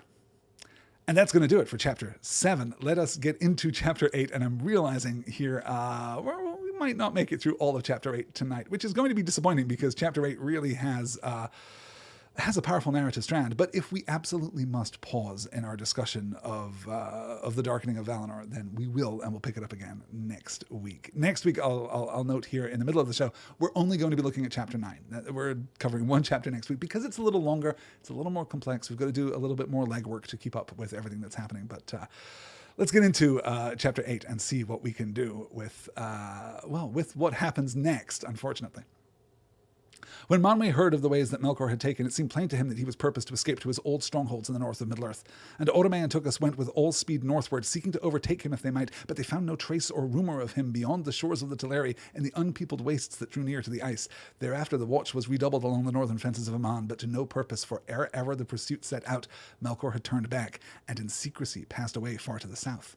For he was yet as one of the Valar, and could change his form or walk unclad as could his brethren, though that power he was soon to lose forever. So, picking up exactly what I was talking about, right? The idea that he feigns to flee to the north, but rather secretly goes back south, invisibly into the deep south. Why is he going into the deep south? Well, he has an ally. Thus unseen, he came at last to the dark region of Avathar. That narrow land lay south of the Bay of Aldemar, beneath the eastern feet of the Pelori, and its long and mournful shores stretched away into the south, lightless and unexplored. There, beneath the sheer walls of the mountains and the cold, dark sea, the shadows were deepest and thickest in the world. And there, in Avathar, secret and unknown, Ungoliant had made her abode.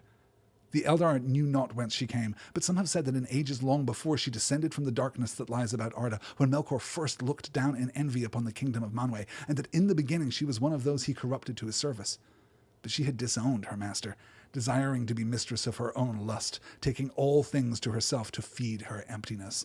And she fled to the south, escaping the assaults of the Valar and the hunters of Orome, for their vigilance had ever been to the north, and the south was long unheeded. Thence she had crept toward the light of the blessed realm, for she hungered for light and hated it. In a ravine she lived, and took shape as a spider of monstrous form, weaving her black webs in a cleft of the mountains. There she sucked up all light that she could find, and spun it forth again in dark nets of strangling gloom, until no light more could come to her abode, and she was famished. First, let's note that pronunciation that I casually slipped in there, Ungoliant. Ungoliant. I have always in my life said Ungoliant. I think that most people say Ungoliant, but I'm trying very hard to refine at least some of my approaches to the pronunciation of the professor's language. And after listening today to I actually posted this in the Discord for those of you who are a part of the Patreon. I posted over on the Discord a brief clip of Christopher Tolkien reading this passage, in fact, and referring to Ungoliant. And it's just so good that I can't resist it. So if you want to say Ungoliant, completely fine. Ungoliant is what I'm going to aim for, though I will also probably slip in my pronunciation there. Some definitions then. Avathar here, right? The region to the southern extreme of Aman, beyond the Pelori, that space between the Pelori and the shore, which is, by inference here, by implication, larger than it is in the middle of the continent, right? There's a larger swath of land between the Pelori and the seas. And this is where, Avathar, I should say, meaning simply the shadows, right? That's all it means. Professor Tolkien did seem to be somewhat dissatisfied with this and apparently wanted to return to it. It seems as though he was dissatisfied with it as a name and it was more of a placeholder than other names are. But yes, Avathar, the shadows. So there we get Ungoliant. The Quenya, of course, Gloom Weaver, Shadow Spider. We're taking Ungo, right, meaning dark shadow in effect, and Liante, meaning spider. For a long time, her name is given in a lot of the materials from which Christopher Tolkien extracts the Silmarillion, right? From a lot of Professor Tolkien's later writings, her name is given in a more appropriately Quenya form, Ungoliante. We get those in drafts. Actually, we get those in drafts from the 1930s, all through the development. But in writing the Silmarillion, in editing and composing the Silmarillion, Christopher Tolkien decides to take rather the name that is used in The Lord of the Rings, Ungoliant, as I used to say back in the day, Ungoliant. And that is the word that is used consistently here. So, what is Ungoliant? If I was mentioning earlier, right? One of those great questions in the Tolkien fandom is the Arkenstone a Silmaril? What is Tom Bombadil? Do the Balrogs have wings? These questions that keep coming up. What is Ungoliant? Well, I mean, she's a Maya. That seems pretty clear. That seems about as clear as we can be, right? It's pretty straightforward, at least given our personal knowledge about the evolution of Arda, right? The Eldar knew not whence she came, but some have said that in ages long before she descended from the darkness that lies about Arda, where Melkor first looked down in envy upon the kingdom of Manwë. Oh, yeah, okay, so she's a Maya. She's presumably one of the Maya that fell under Melkor's influence back during the Ainulindale, right? She's one of these beings that turned her song to his, that started following his lead instead of Ilúvatar's lead, and then descended into Arda along with him, perhaps. But well, there are two different ways of approaching this, right? We can look specifically at Ungoliant, or we can look at, I don't know, something that is more schematic, something that is a deeper part of Tolkien's aesthetic. Because one of the reasons that we look at Ungoliant and try to consistently figure out what she is that for all that she fits the Maiar category of being, right? For all that she seems to be a Maya in a pretty predictable way, a pretty consistent way with all of our reading, there's obviously something about her that leans in other directions. And this is way back at the beginning of this discussion of the Silmarillion, I mentioned wanting to talk about Tolkien's aesthetic approach to the material, because we can unlock meaning and inference, I think, not just from what the story is, not just from a close reading kind of clinical approach to the words on the page, but from a more holistic approach to the story, to the way that the story is told, to the way that these characters are depicted. And the truth of it is that Ungoliant is different from all the other categories of being that we see in the Silmarillion. Is different from any, well, no, not quite any, right? Tolkien has, deep in the layers of his, aesthetic regime here, he has something of the cosmic horror to him. There's something that's kind of dark and monstrous that creeps in around the edges, that creeps into the deepest, darkest places in Tolkien's Legendarium. And though he consciously explains them all, I think, accounts for them all as being of this order of Maiar when they come into Arda, there's still a temptation in their depiction to see and to feel something different. I always think of Gandalf here, right? When he returns as Gandalf the White, spoilers, you guys, Gandalf returns as Gandalf the White in the pages of The Lord of the Rings. He has that quote about, far, far below the deepest delvings of the dwarves, the world is gnawed by nameless things. Even Sauron knows them not. They are older than he. Now I have walked there, but I will bring no report to darken the light of day. What are the nameless things that gnaw at the roots of the world, right? Well, what are these things in the deepest, deepest darkness? There's even a reference to them in The Hobbit. We get the Watcher in the Water, of course, a figure, a monster that is never really explained by the expanded material. We don't really know what the Watcher in the Water at the Gates of Moria is.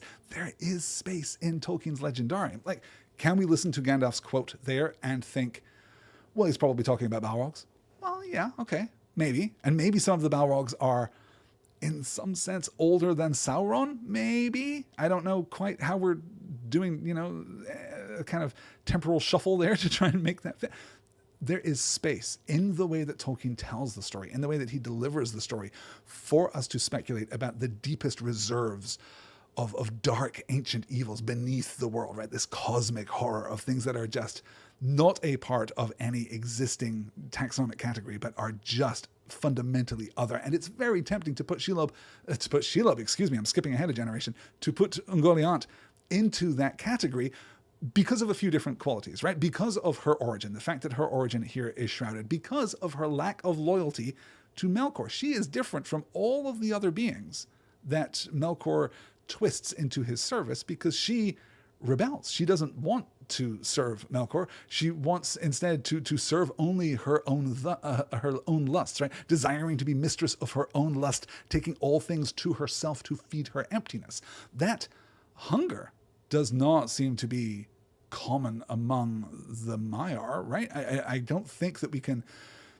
I'm trying to think if I can summon to mind any other moment where any of the Maiar or the Valar talk in terms of hunger that is not clearly metaphorical, right? Hunger that is also envy, is also lust, is also desire in some sense, right? You can hunger for, but you are not necessarily hungry. It seems clear that Ungoliant is in fact just hungry, that she wants to consume.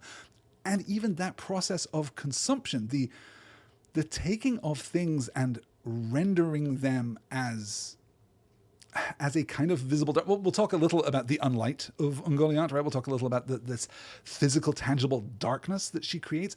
But there's an element of unmaking there, which is not Melkor's deal at all. He wants to take and twist. He wants to pervert the things that exist in the face of Arda and bend them to his will, but that doesn't seem to be the case. Much later not much later, in fact, in next week's reading, we're going to talk a little... It feels like such a long time. It feels like we've got such a long road between here and there. But next week, we're going to talk about the relief that is felt among the Valar that Melkor, spoilers, holds the Silmarils, right? That they haven't been taken by Ungoliant, just slipping into the Quenya there. They have not been taken by Ungoliant because that would mean their destruction. That at least Melkor still has them, so there's a chance to get them back. If Ungoliant had taken them, they would be gone in some sense.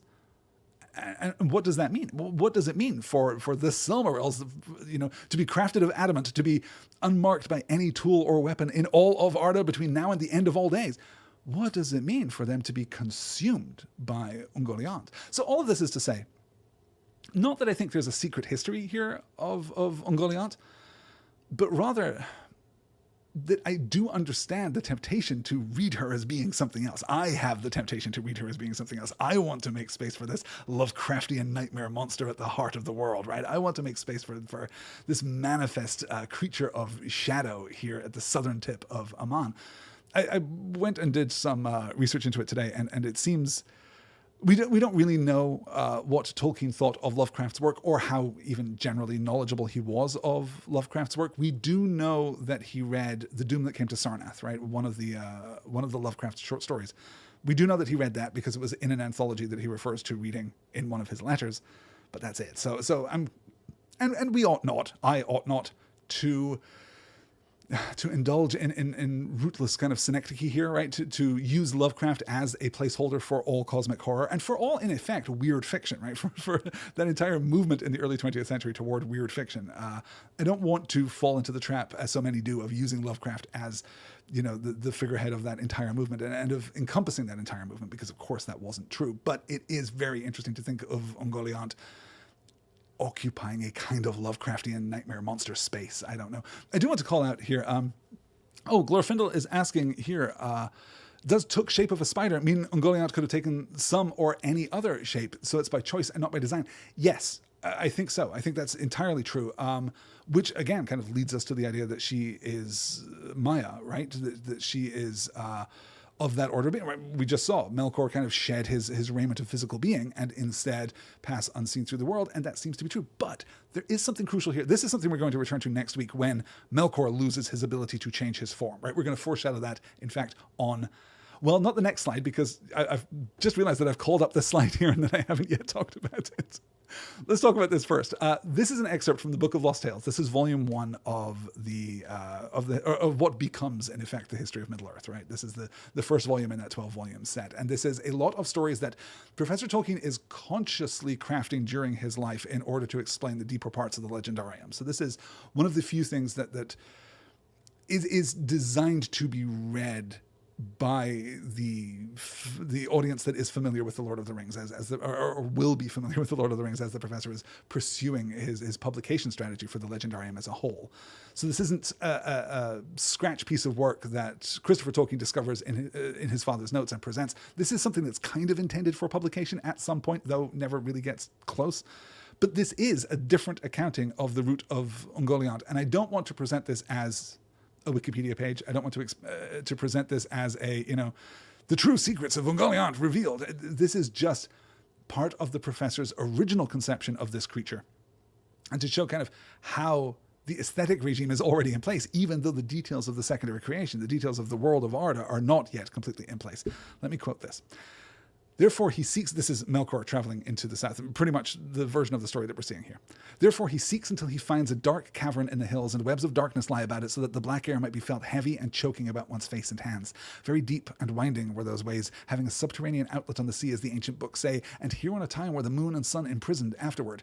I'll asterisk that to say that is a different version of the creation of the sun and the moon than we finally get in the Silmarillion. For here dwelt the primeval spirit Moru, whom even the Valar know not whence or when she came, and the folk of earth have given her many names. Mayhap she was bred of mists and darkness on the confines of the shadowy seas, in that utter dark that came between the overthrow of the lamps and the kindling of the trees. But more like she has always been, and she it is who loveth still to dwell in that black place, taking the guise of an unlovely spider, spinning a clinging gossamer of gloom that catches in its mesh stars and moons and all bright things that sail the airs. Indeed, it was because of her labours that so little of the overflowing light of the two trees flowed ever into the world, for she sucked light greedily, and it fed her.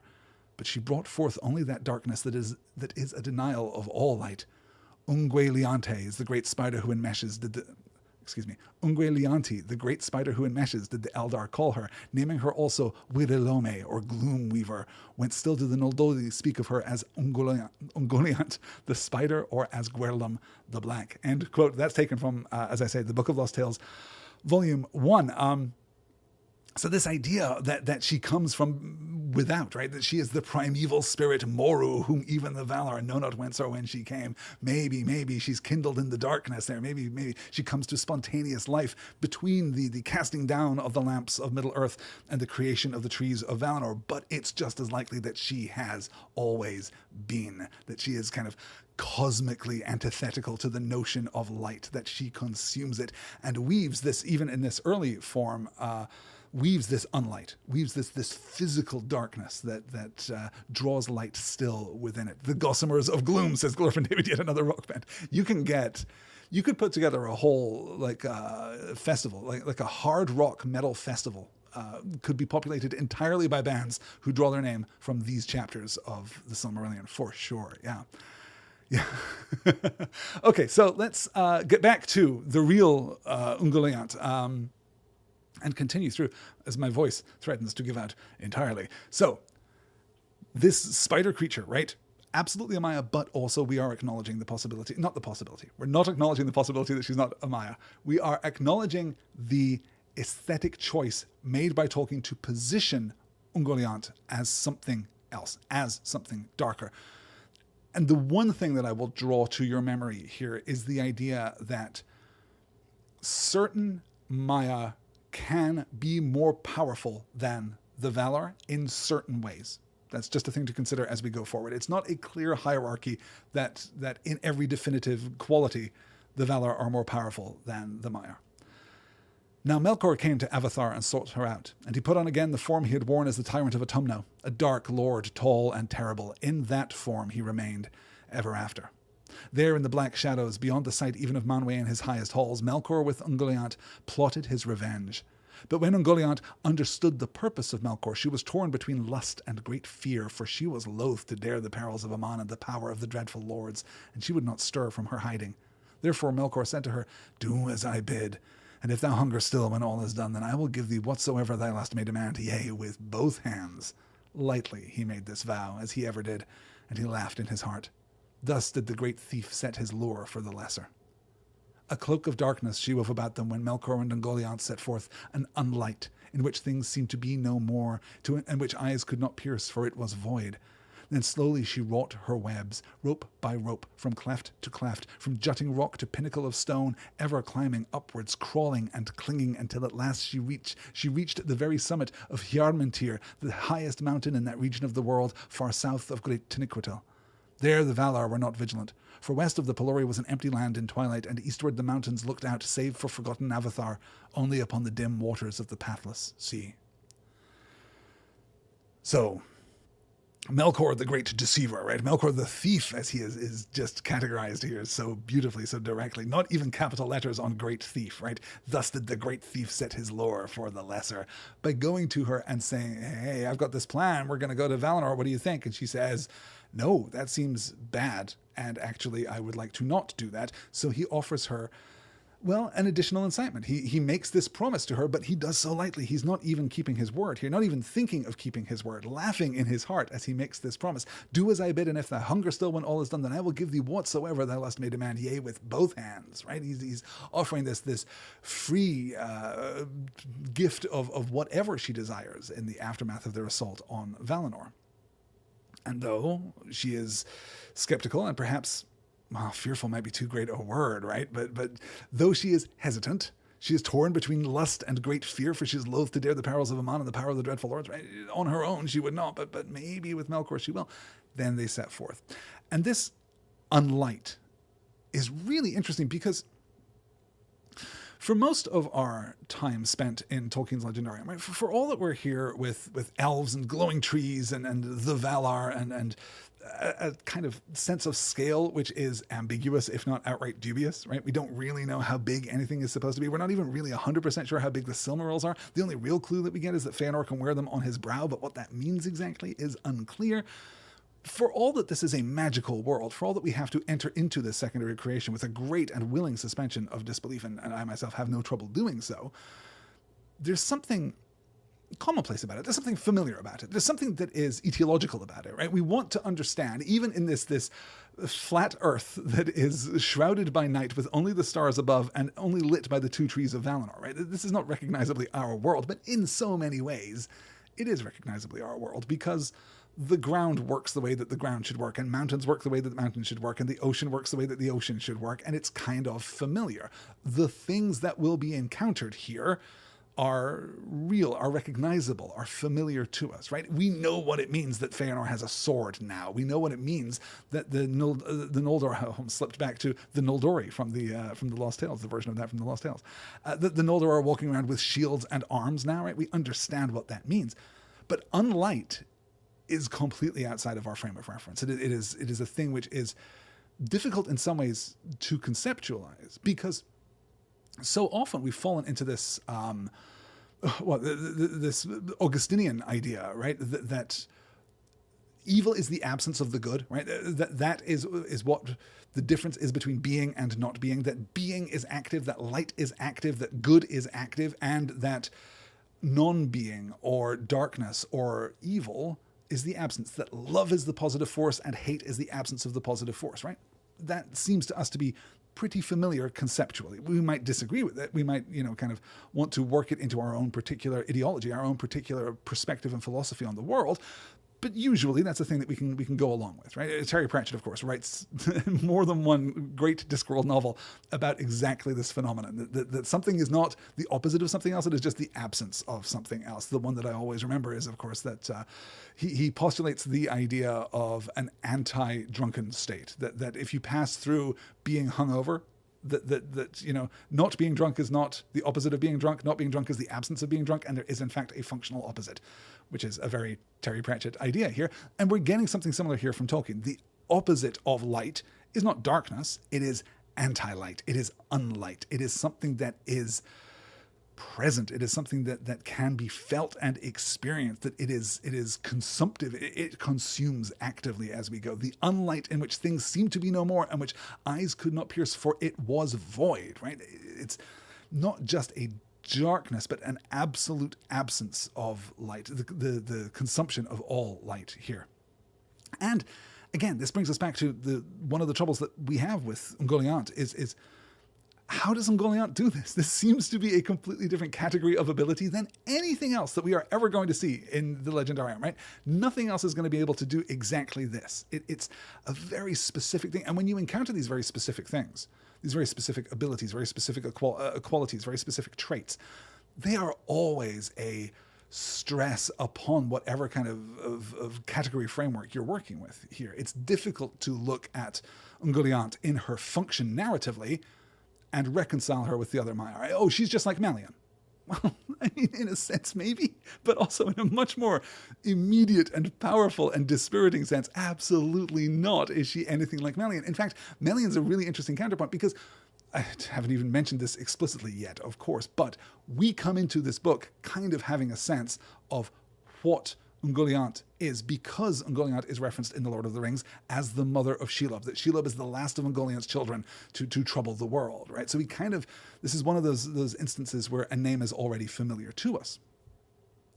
And in that way, Ungoliant belongs to another subcategory of the Maiar, which is she is able to have children. And we don't know for sure that that's not true of all Maiar, but the ones that have children are very few, and the only other one that springs to mind right now is Melian, who gives birth to Luthien, the most beautiful being, of the most beautiful creature to ever grace the face of Arda, right? So it's interesting to it's tempting to draw a point of comparison between the two. It's tempting to get into the weeds and try and figure out if there is anything fundamental to Melian that situates her in Beleriand rather than limiting her to Valinor, not limiting, but orienting her around Valinor in the same way as Ungoliant is. Yeah, it's tough. I don't know. The chat is not offering me the very clear and definitive answers that I was hoping for. So we must just move on. But I'm sure that we will refer back to this. If you guys have questions on any of these subjects, then of course email me directly, starsandswordspod@gmail.com. Or as I mentioned at the beginning of the show, come find me on Blue Sky and we'll chat about Ungoliant. So now they have prepared their assault. Oh, I should mention that they have climbed the mountain of Hjarmentir. This is a Quenya word, literally just southern watch, right? A tall mountain in the Pelori, but not taller than Tenochtitl. They're there. They're looking down on the light of Valinor. They're looking down on Valmar itself. Let's move on. But now upon the mountaintop, dark Ungoliant lay. And she made a ladder of woven ropes and cast it down, and Melkor climbed upon it and came to that high place and stood beside her, looking down upon the guarded realm. Below them lay the woods of Orome, and westward shimmered the fields and pastures of Yavanna, gold beneath the tall wheat of the gods. But Melkor looked north, and saw afar the shining plain and the silver domes of Valmar gleaming in the mingling of the lights of Telperion and Laurelin. Then Melkor laughed aloud, and leapt swiftly down the long western slopes, and Ungoliant was at his side, and her darkness covered them. The irony here, of course, that Ungoliant climbs the mountain and then lets down this ladder of darkness, this physical darkness that Melkor can climb, and then they stand there, each of them atop the peak of this titanic mountain, and look out upon the lands of Valinor, the guarded realm, despite the fact that the guarded realm is in no way functionally guarded, right? The guarded realm is specifically guarded by the Pelori, which are difficult to climb from the east, but as we see here, very casual to descend into the west, right? It's more like a cliff face. It's more perhaps more of a barricade, more of a fortress wall than we might assume from any other mountain range with which we might be familiar. And I think we're going to do here an hour and 48 minutes, and I think we're maybe going to do 2 more slides, and we're going to see how we go, and then we'll maybe save the darkening of Valinor for next week's session. Now it was a time of festival, as Melkor knew well.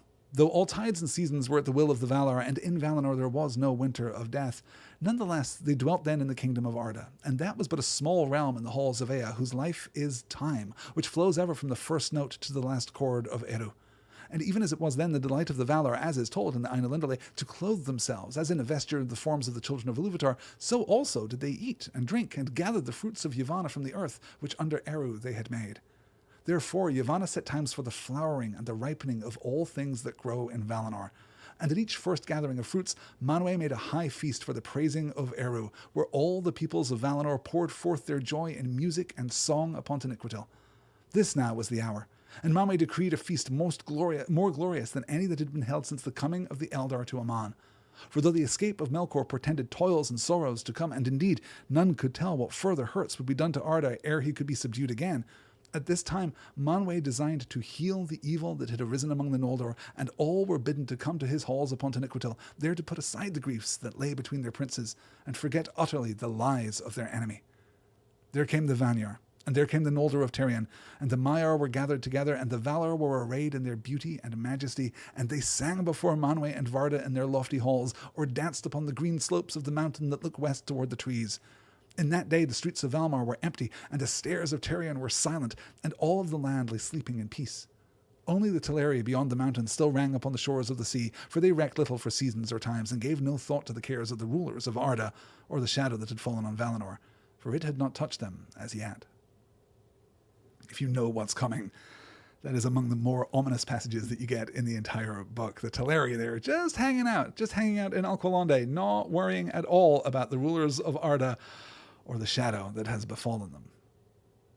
It's interesting here that we get an accounting, one of the very few accountings, I think, of what life is like in Valinor, right? We don't really get a sense of the day-to-day lives and routines, right? Of the domestic world of the Valar or the Maiar or even the elves at this point, right? We get some sense of their great crafts and we get some sense of their great conflicts, but we don't really know what it's like to live in Valinor. But I find this really beautiful, honestly. I find this really lovely, and I find it to be a great act of, it's a loaded word again, right? But a great act of condescension for the Valar to be among the elves and garbed as the children of Iluvatar, right? And that's not to say that there's a clear and stark dominance between the Valar and the elves on like an individual level, because the Valar have been given rulership of Arda, but Arda exists for the children. That's clear from the song back in the Ainulindalë, right? That is, in a sense, the purpose of the world is to bear the children of Iluvatar rather than as a place for the Valar to hang out between catastrophes with Melkor. But still, the Valar are extremely powerful, and they deign to, well, it's not just deigning, out of love, yes, but also out of condescension. They appear as elves. They eat and drink as elves, and thus they have a harvest time. And this is the festival of the harvest time. Now, maybe, if you're thinking of the casting down of the lamps, and you're thinking of the last time the Valar threw a big party and were distracted, and Melkor came and caused some trouble, maybe you're thinking, we ought not to have done this again. But again, even within the span of this early part of the Quenta, we're seeing a repetition of theme. We're seeing some of this rhyming that I talked about at the beginning of tonight's session. We're doing the same thing again, yes, in a way, but it is different, and the differences are important. The differences are subtle, because what Manwë is doing here is not just gathering everyone together for a big party because they're tired, as it was last time. No, this is much more purposeful. This is much more intentional. He designs to heal the evil that had arisen among the Noldor, and all were bidden to come to his halls upon Taniquetil, there to put aside the griefs that lay between their princes and forget utterly the lies of their enemy. This isn't just, hey, let's all hang out because we made a perfect world. He wants to undo the damage. He wants to heal the Noldor. He wants to give some gift of wisdom and of peace to the elves that are directly under his care. So the Vanyar come, and the Noldor of Tirion come. You'll note, the Noldor of Tirion, right? Just the ones that are still in the city, not the ones that have scampered up to the northern fortress. Oh, no, no, no. We'll get to them in just a minute. The Maiar are gathered together, and the Valar are arrayed in their beauty and majesty, and they sang before Manwë and Varda in their lofty halls, or danced upon the green slope of the mountain, because we're at Taniquetil. We are not in Valmar. We are not near Izelahar. We are not near Talpirion and Laurelin, crucially. One thing only marred the design of Manwë. Fëanor came indeed, for him alone Manwë had commanded to come, but Finwë came not, nor any others of the Noldor of Formenos. For said Finwë, while the ban lasts upon Fëanor my son, that he may not go to Tirion, I hold myself unkinged, and I will not meet my people. And Fëanor came not in raiment of festival, and he wore no ornament, neither silver nor gold, nor any gem, and he denied the sight of the Silmarils to the Valar and the Eldar, and left them locked in Formenos in their chamber of iron. Nevertheless, he met Fingolfin before the throne of Manwë, and was reconciled in word. And Fingolfin said it not the unsheathing of the sword, for Fingolfin held forth his hand, saying, As I promised, I do now. I release thee, and remember no grievance. Then Feanor took his hand in silence, but Fingolfin said, "Half-brother in blood, full brother in heart will I be. Thou shalt lead, and I will follow. May no new grief divide us." "I hear thee," said Feanor. "So be it." But they did not know the meaning that their words would bear. So Feanor comes because Manwë specifically commands him to come, right? Feanor came indeed. For him alone, Manwë had commanded to come. Everyone else, there is an invitation. Feanor, you are showing up. That is the order of the king of Arda here. But Finwë does not. And the other Noldor of Formenos, the sons of Feanor, who have gone to Formenos too, they also stay behind. For, said Finwë, while the ban lasts upon Feanor my son, that he may not go to Tirion, I hold myself unkinged, and I will not meet my people. For the time that my son is laboring under this unjust imprisonment, this unjust banishment, this exile from our city of Tirion upon Tuna, I hold myself unkinged. Which at least suggests that it's conscious, right? It at least suggests that he is backfilling a kind of justification for his behavior. He's backfilling a notion of righteousness here, even if we don't necessarily believe it. Yeah, Vincent saying in the chat, I feel this will not end well. No, yes. It's so prophetic, so clear, but they did not know the meaning that their words would bear. But again, Fingolfin doing exactly the right thing. Fingolfin extending a generosity that is, frankly, well beyond what could be expected of anyone, right? He sets at naught the unsheathing of the sword. He's not just forgiving him. He's saying, it doesn't matter. It doesn't matter. Not you are forgiven, but there was no crime in the first place. I set at naught the unsheathing of the sword. For Fingolfin held forth his hand, saying, as I promised, I do now, I release thee and remember no grievance. Let's forget it. It did not happen. You have not atoned. You are not forgiven. It never happened, right? And Feanor takes his hand in silence, and Fingolfin goes further. Fingolfin extends himself still further. Half brother in blood, full brother in heart will I be. Thou shalt lead, and I will follow. May no new grief divide us. An absolute swearing of fealty. An absolute, bending of the knee, figuratively speaking, here to his elder brother, who, yes, by rights holds this position, right? Is the heir of their father Finwë, but still Fingolfin here in public is doing everything that he can to heal the schism between their branches of the house of Feanor, right? Elizabeth's pointing out in the chat, but they did not know the meaning of their words would bear, is very good. Yes, exactly, right? Isn't it powerful, powerful stuff? And even the callousness of Feanor, right? We've got Fingolfin on one side, right? Taking his brother's hand, like releasing him from this debt that has to be paid, and then absolutely pledging himself in fealty. Half brother in blood, full brother in heart, thou shalt lead, I will follow, no new grief shall divide us. To which Feanor replies, I hear thee, so be it. Just taking, just accepting, right? No symmetrical kind of observation of his responsibility now for Fingolfin, now that Fingolfin has pledged himself so directly. None of that, right? And we'll remember, too, for all that Fingolfin is pledging himself to Feanor, Feanor still isn't the king, right? He's not the guy. The guy is currently hanging out in Formenos. Actually, Fingolfin is the guy, because Fingolfin, as we learned previously, is ruling in Tirion upon Tuna in his father's stead, because his father, well, apparently was making a political statement by going off to Formenos and hanging out with his son and grandsons up there. Not all of his grandsons, only some of his grandsons, of course. And that is going to do it for tonight here. I've got 2 minutes before it's been 2 hours, so I think we're going to call it here.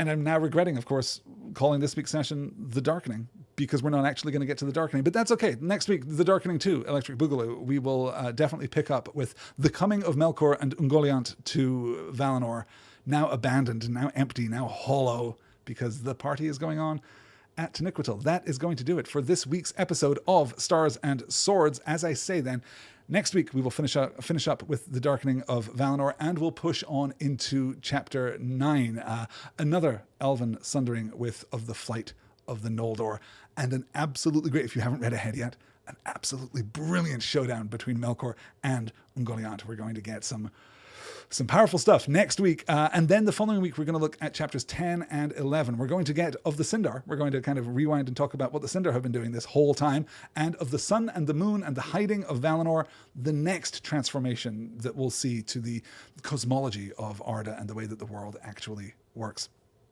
Everything that I do here at Stars and Swords is thanks to you guys. It's thanks to your incredible support. It's thanks to your incredible enthusiasm. It's thanks to your recommendation of the podcast to friends and coworkers and family members all across the wide world. It's because of your support directly at patreon.com/nextword, where you can follow the page for free and get the links to the live sessions. If you want to come and hang out with Galadriel Becky and Glorfin David and Elizabeth and Vinton and just chat constantly and distract me while I'm trying to do my work here, but, you know, in the best possible way. It wouldn't be so fun without you guys. That's why I do these things live. So come and join the live chat and be far more brilliant than I in the text chat next to the YouTube page here.